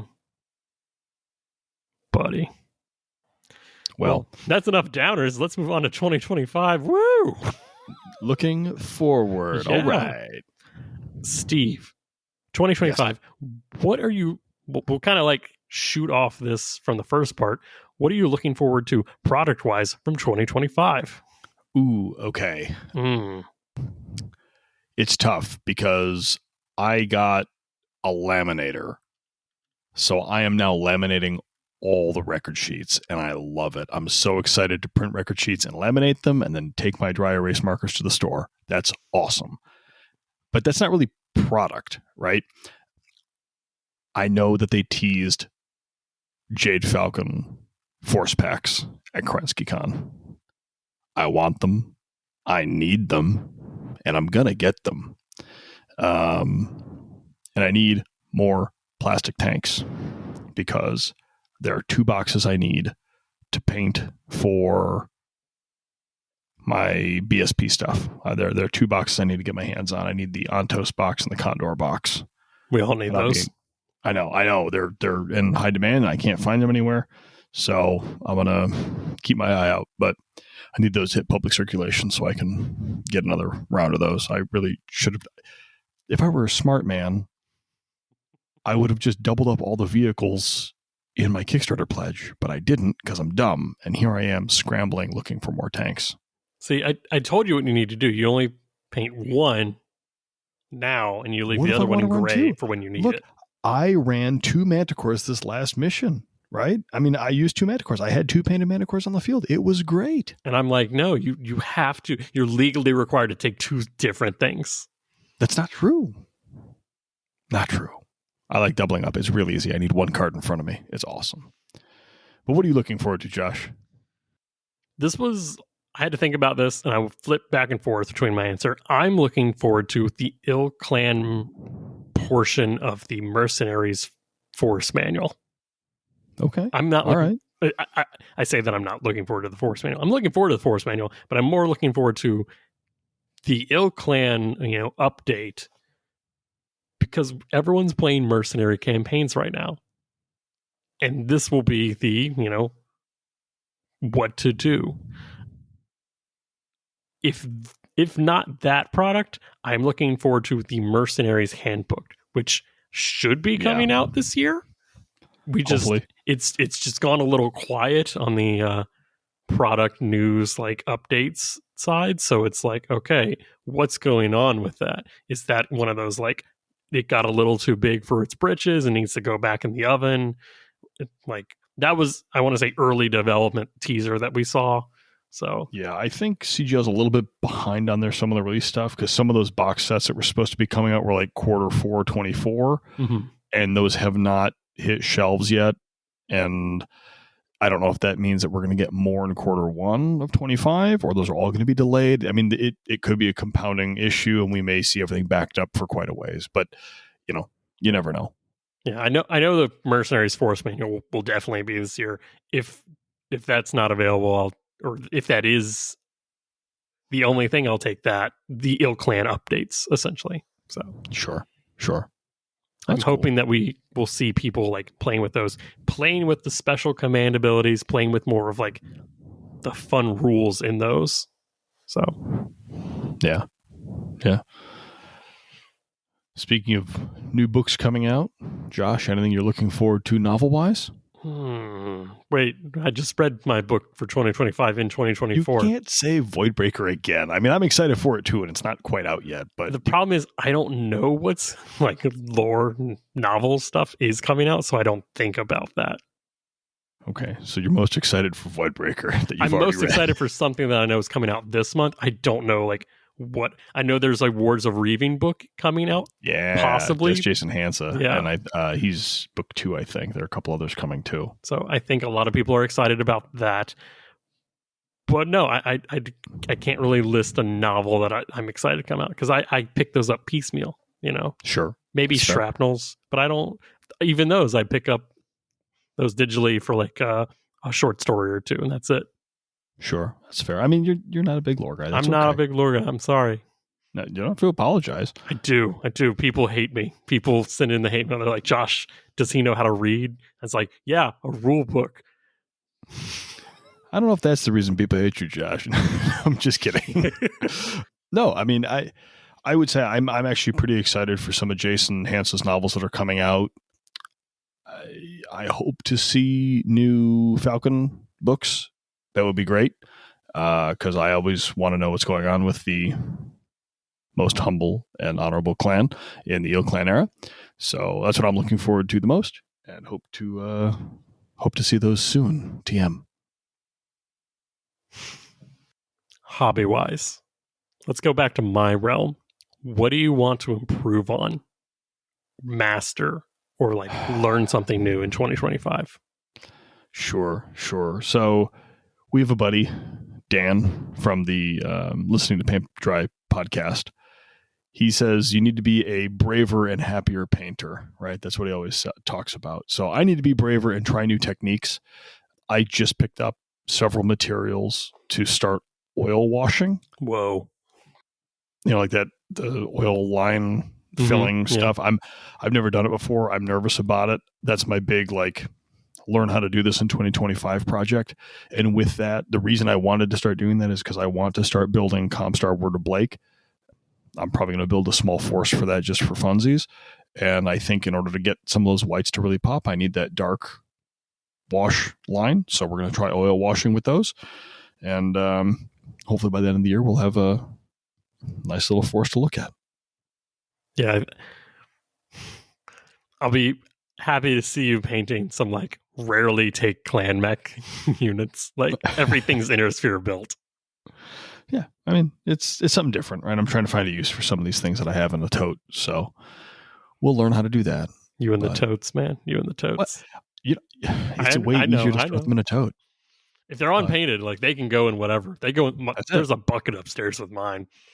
Bucket. I mean, what is a tote but a rectangular bucket with a lid? With a lid. This is when I say I've got my metal models in bags, like Ziploc bags. Yeah. I've got mine in Ziploc bags in the tote.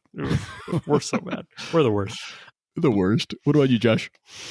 But no, I was going to say, if you are doing Comstar Word of Blake, you don't have to paint them white. That's the first thing I'm going to say. You don't have to. Nobody has to paint them white. But what else would I paint them, Josh? Whatever color you want. Camouflage. I hate camo. You can space I'm about camo, to hate white. desert camo, urban camo, jungle camo. There's fungal crevasse camo. Yeah, but you know me, Josh. I'm a do. guy who goes like, look, if I do a lot of parade schemes, because if I want to look across the table, I'm going to go, wow, that's bright green and bright yellow. That's Jade Falcon. Oh, that's purple, red, and blue. That's Merrick. You're going to look across the table and go, those guys are all white. That's Comstar. No ifs, ands, or buts. So I got to do it. I got to bite the bullet and try white, Josh. Okay. Good luck. Good luck. Next year recap episode. What did you hate the most? Yeah. White paint. Calling it now.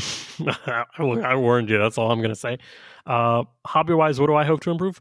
The amount of things I get painted. I know it's a cop-out, but like, I did not get as much stuff painted this year as I wanted. I think I can list like all of it. I think I got like 3 or 4 Comstar units painted, 5 Sky Rangers like fully painted and done, maybe. Yeah, 6. I got 6 or 7 done. That's it. And for Davian, I got my 12 painted, like fully, that I took the Southern Assault. So, well, I think one of the big things, Josh, is that you normally say that you're really only motivated to paint to go to tournaments. Yeah. Right? So you just got to find more small tournaments to paint for. That's really it. You just got to go more. Problem is, for one of those tournaments, I went to 4 tournaments this year? 4 sounds right. Yes. Southern Assault, Motor City, Triangle, and there was a second Triangle one. Okay. Yeah. Okay.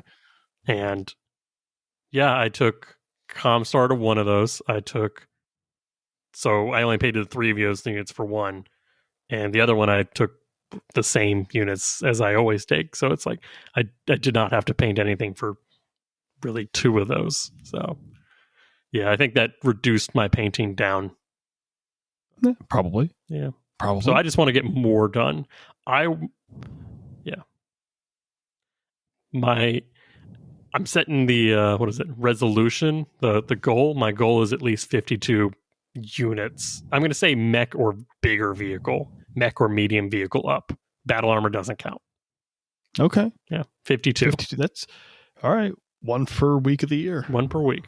Fully done, right. Based, primed, painted, free-handed. It's not done until it gets a faction logo free-handed. Man, okay. I want to do that same thing because we're already on the 5th, but like yesterday I just finished 24 tanks. So I'm like halfway there. That's great. Look, screams. Well, I mean, in fairness, I'd done a lot of that painting earlier in December, but they're finalized in January, so I'm counting them. See, I don't count that, but that's okay. That's whatever. All right, we'll move on. Game-wise, what do you want to try this year, Steve? So there's a lot that I haven't tried in Classic. So any or all of that will be new and exciting to me. But specifically for Alpha Strike, I'd like to get into more of the special abilities I never use, right? I don't think I've ever run a narc list. I don't think I've ever tried C3. Normally, I find them kind of gimmicky and they don't always pay off, but that's not really important. I want to try them and learn them and do more fun stuff with them. So I think that's what I'm going to try to do. Do more of those, more niche special abilities. And not that narc is niche, but, really get into them and feel them out. So what about you? Besides everything, because I want to do everything. Well, we want to do everything all the time. I know. I really want to do a Time of War, like the hard, RPG. but I don't want. This is the problem. I don't want to do mechs. I want to do the like in-person part of the RPG, but I don't want it and then you hop in your mech and you play a game of Classics. Like, no, I want to play the people that the other 99% of the BattleTech universe that don't ever touch a mech. They're like C1 or like terrified. So, all right. I've definitely tried. I know I've mentioned it to you. Like, I want to do this. And it's like the hardest part is there just isn't material out there for it. Like, there isn't a starter scenario, like a death house or anything. Like, if you have no one around you with any experience, it's very hard to start. And that's the problem. So, yeah, it's getting that and building that group to kind of get off the ground is the hard part. So, you've got some legwork ahead of you. Yeah. Yeah, that's my what do I want to try. Will I get to it? Who knows? Maybe. If not, you'll find out here. Awesome. All right. Well, we got the last part, which is 2025 resolutions. And this is... what are we going to try to do? Yeah, this is kind of a, like, the hobby section kind of got that of how much do we want to paint. This is the rest of the stuff. So, Steve, how many games do you want to get into? So in general, I try to hit my local hobby shop every other week. 52 divided by 2 is going to be 26. I think 26 is a very attainable number, especially if I continue to play Merc games where I can generally get 2 Merc contracts done in a night. So I'll say 26 to be conservative. But realistically, I mean, especially if I go to any tournaments, you're going to play 5-6 games there. Maybe 30 to 35, I think, is a real good. I mean, I think that's attainable. So probably 30 to 35, somewhere in that ballpark. That sounds good. I like that. I'm going to take that and go to 40. I want 40 games this year. I've already gotten 2, and we're not done with the first week. And I'm like, I can go with that. I can keep going.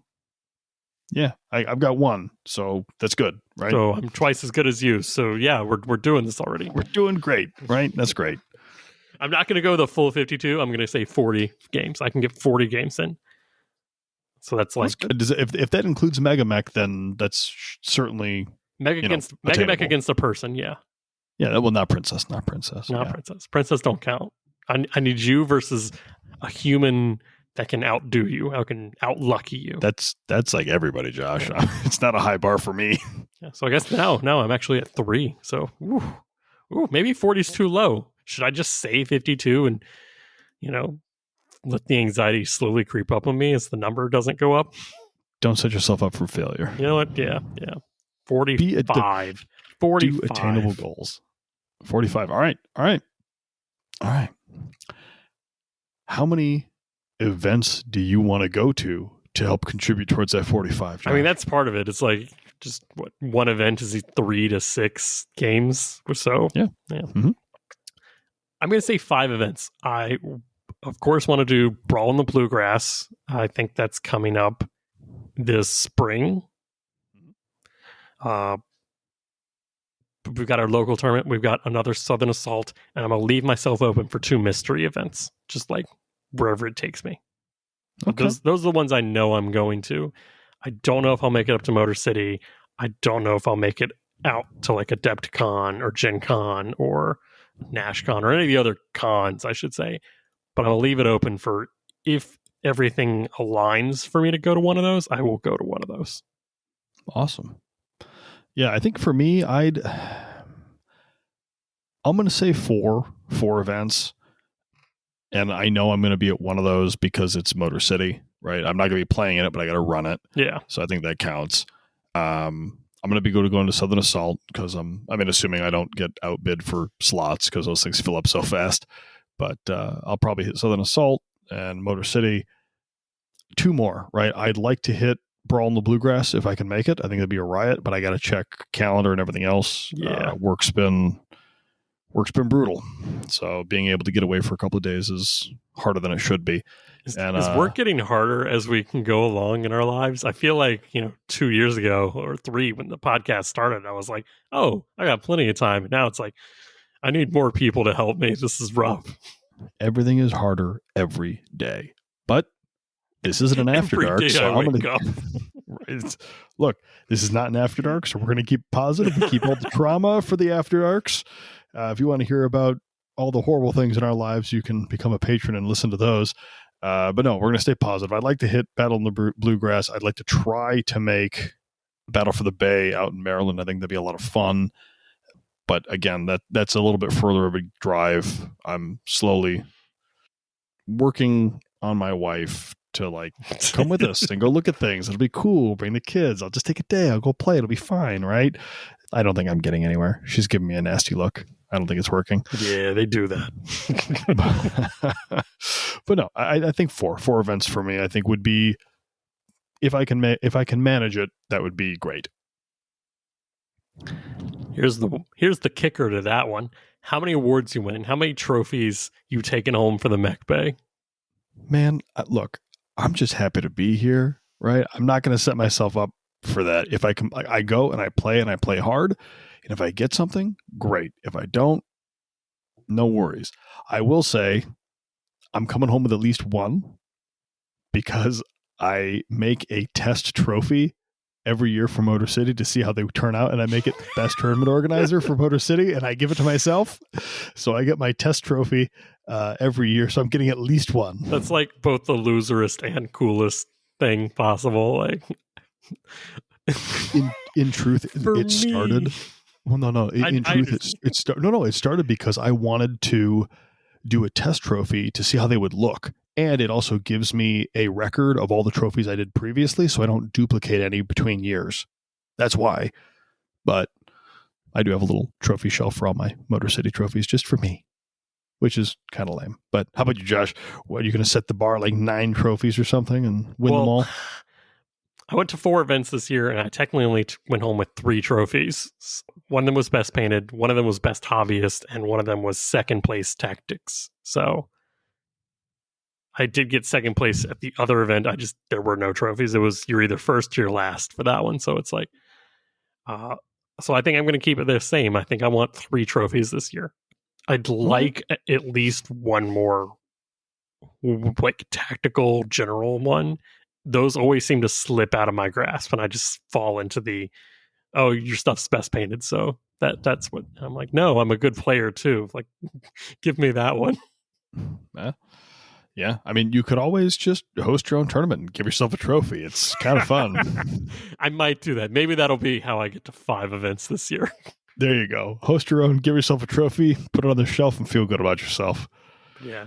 But I definitely want to take something that I haven't already painted and at least do well painting on that for the event. So showing off new stuff and new techniques will be fun. Awesome. Well, what unit is there, if there's a specific one in particular, that do you want to use in 2025 or use more of in 2025, and what do you want to paint? This one was also a struggle. The problem is I've not been able to bring myself to really go paint clans for a while. Like I know really? Like 6 months ago I was like, oh, I really want to do like Nova Cats, and like, but last year it was I would really want to do Ravens, and I don't know why. It's just I think like Ill Clan like settled, and I was like, I don't want to play for this half of the faction universe anymore. Like they won Terra, and I'm just like, I'm bored of you. I don't want to play with you anymore. So like it's been really hard for me to paint anything in my clan. Like I don't say Mercenaries Kickstarter, but like I hopped on the IS bandwagon so hard since then. So it's been really hard to like, I literally had set myself up to do Ravens really hard, and then Nova Cats is like a side thing, and it's like no passion there, and I haven't put paint on any cats, and I've painted like one Raven like to how I wanted. So it's like both of those are just sitting there waiting. So I'd like to go back and do something with one of those. I don't know if it's easier to like go to Ravens and like finish repaint those to something that's interesting, fun, looks good on the table, makes me feel good. Because those I took last year to Southern Assault, and they did not win Best Painted. They didn't win Best General. I took no trophies home, so it was kind of like, oh, these don't even look good to other people. They don't look good to me. They don't look good to other people. So that's a rough one. So I think they look fine. They look fine. They look fine, but they don't look up to my standard, which is the problem. That's fair. So I wouldn't strip them. I'm gonna just paint over it. Oh God, why? Leave them. Just paint new mechs. No, because I got like 2 War Crows. I got battle armor. I got so many proto mechs. Buy more. You do not need to buy more proto mechs. You have a bag that you could knock someone out with full of proto mechs. You don't need to buy anymore. Just paint new ones. Don't strip or paint over your old stuff. I 100% was like, well, okay, I'm done with these proto mechs. I'll just paint more. But that's the thing. It's like you can buy more War Crows. That's one mech. Look, I'm a big proponent of leaving what you painted because you can see progress, right? You can look back and go, man, that's not my best work, but I worked really hard at the time to get there, so I'm still proud of it, right? Yeah. That's I don't know if I mentality. am proud of it, though. I think that's the thing. I don't know if I am proud of it.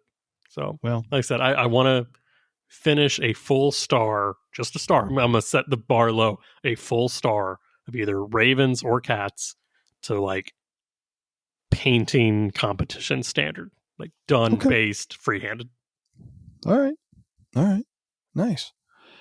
For me, I've been, we didn't talk about it a little bit earlier, but I've been on a real Gaslands kick, and I've been painting a lot of Gaslands stuff. Have you played Gaslands yet, Steve? Not yet. Do you have a date? Should that be your, what do you want to do? Like, I would love to play one. Like Gaslands? Please play with me. Well, look, I have a couple people that are interested in playing, but all I need to do now is the gantries, and I'm done. So I'm going to finish the gantries. I'm going to have one map. It'll be fine. I'll be good. But mech-wise, I need to get back to my roots. I need to go back to the Jade Falcons. I have been staring at a Kingfisher, an Ice Ferret, and a Loki Mark II on my desk for probably 4.5, 5 months. That's it? That's weak. Stare at something for a year and then come to... I'm kidding. The thing is, I painted my computer desk, right? So it's like I have to move them out of the way every time I want to play a game. And like I keep them there to bother me. I hate clutter. It bothers me to the core. So I leave them on my desk so I see them every time I sit down, and they shame me.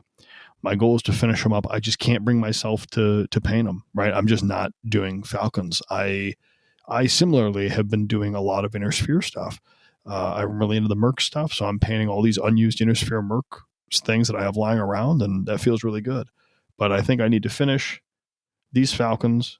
I've got a longbow and an awesome that I need to put in my Free Worlds League. And like I mentioned before, I'd like to maybe venture into either Comstar, maybe do like a Cretan Lance or something like that. So that's probably what I'm going to do in the future. But for the foreseeable future right now, it's Mercs. And thanks to Chris Jr., I have to paint a Black Knight. So yeah, that's the first thing on my to-do list is that Black Knight, get it in the roster. So I will say this, there's nothing in the rules that say any of your, units have to be matching paint. So they don't. It's just going to bother me. But this is what I do. If it gets salvaged or it gets bought, if like you use the Hinterlands or Mercenary rules, if you acquire it, you just paint it for whatever faction you would have painted it. But it has to be painted. I mean, here's the thing. You get your one game. You get your one game of it unpainted, stock, metal, whatever. But as soon as it goes into the repair bay, it has to come out painted for the next one. So that Inferno I lost, like it got to play, but now like it's been in the shop twice. It has to be painted before it can come out again. Yeah, like I have a Black Knight that I painted for my Free Worlds League. I have one that is painted that I could run, but it bothers me when they don't all look the same. So I got one on the way that'll be matching with my Mercs. And honestly, at the end of the day, if I end up with another Inner Sphere faction, anytime I need an op for my campaign games or anything else, I can just use my Mercs, and just have those. It's like a generic whoever list, and that's good enough for me. Yeah, I just struggle with the I can't have another faction. That's too many factions. Nonsense. Paint them all. Yeah. All right. I'm leaving this one as the free space on the bingo card. Something you want, some resolution that you're going to give yourself. Just anything that may not fit into a category or fit into a box well. I want to practice, we'll call it my Battletech Zen. And what it really comes down to, and I talked about this before with my game with Kevin, where all of a sudden I discovered that pickup games are low stress because there's no consequences, right? I need to further that mentality into, when games do matter, right? I just need to get better about like, oops, someone lost a leg or someone fell down. Just be zen about it. That's something I'd like to work on for 2025. Just be a more go with the flow. But like, it's really hard. I don't want to say care less, right? I just need to care in the right direction. Right. Yeah. Precisely. And that's a tough question, like the free space. What's your free space, Josh? I think I said this last year, and I think I'm going to just say it again because we did a lot, but it's do more for the patrons. I know it's like, but do more for the people that support the show, whether monetarily, just being on the Discord, interacting with other people, answering questions, keeping the vibe chill, making the Mechbay Discord probably the best place to hang out for Battletech. Like we're at 1,100 members, and it's like not everyone talks, not everyone participates. That's fine. I'm not going to pressure you, but the people that are there make it enjoyable, make it a nice place for me to hang out in the workday. I just want to do more for y'all. So yeah, and we've been doing that, right? I mean, between Bob and Magnum running the hinterland stuff, that's been kind of getting up off the ground. There are all sorts of people doing all sorts of things. Magnum's doing his War on Gray Plastic to promote people painting more stuff. There's a lot of little not like events, but things to do, and you can get involved in some of these groups and do more. And I really enjoy the space, and I think it's fun, and I think people have a good time there. So we've got some stuff going, and if we can build on that, I think we can make that happen. Yeah. I think we'll leave the episode on that positive note.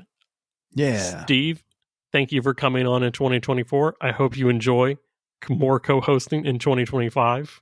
The long nights stuck in the Mech Bay, especially Bay 2, especially redacted Bay. It's been fun. It's been great. And I guess I'll amend my free space a little bit. I've really enjoyed being a part of the podcast, and I hope that I can continue to contribute and add value. It's been a lot of fun. I've learned a lot, and it's been a good time. It's really reinforces the idea that the Battletech community is welcoming, friendly, positive, and always willing to help out other people with new things, new projects, tips and tricks. You all really make this hobby fun. It's like the rules are great, the mechs are cool, but it's the people, and I will continue to say this, it is the people that make Battletech what it is. All my brain could go to is, thanks for listening for 2024. Keep listening on 2025. Those through armor criticals aren't going to roll themselves, folks.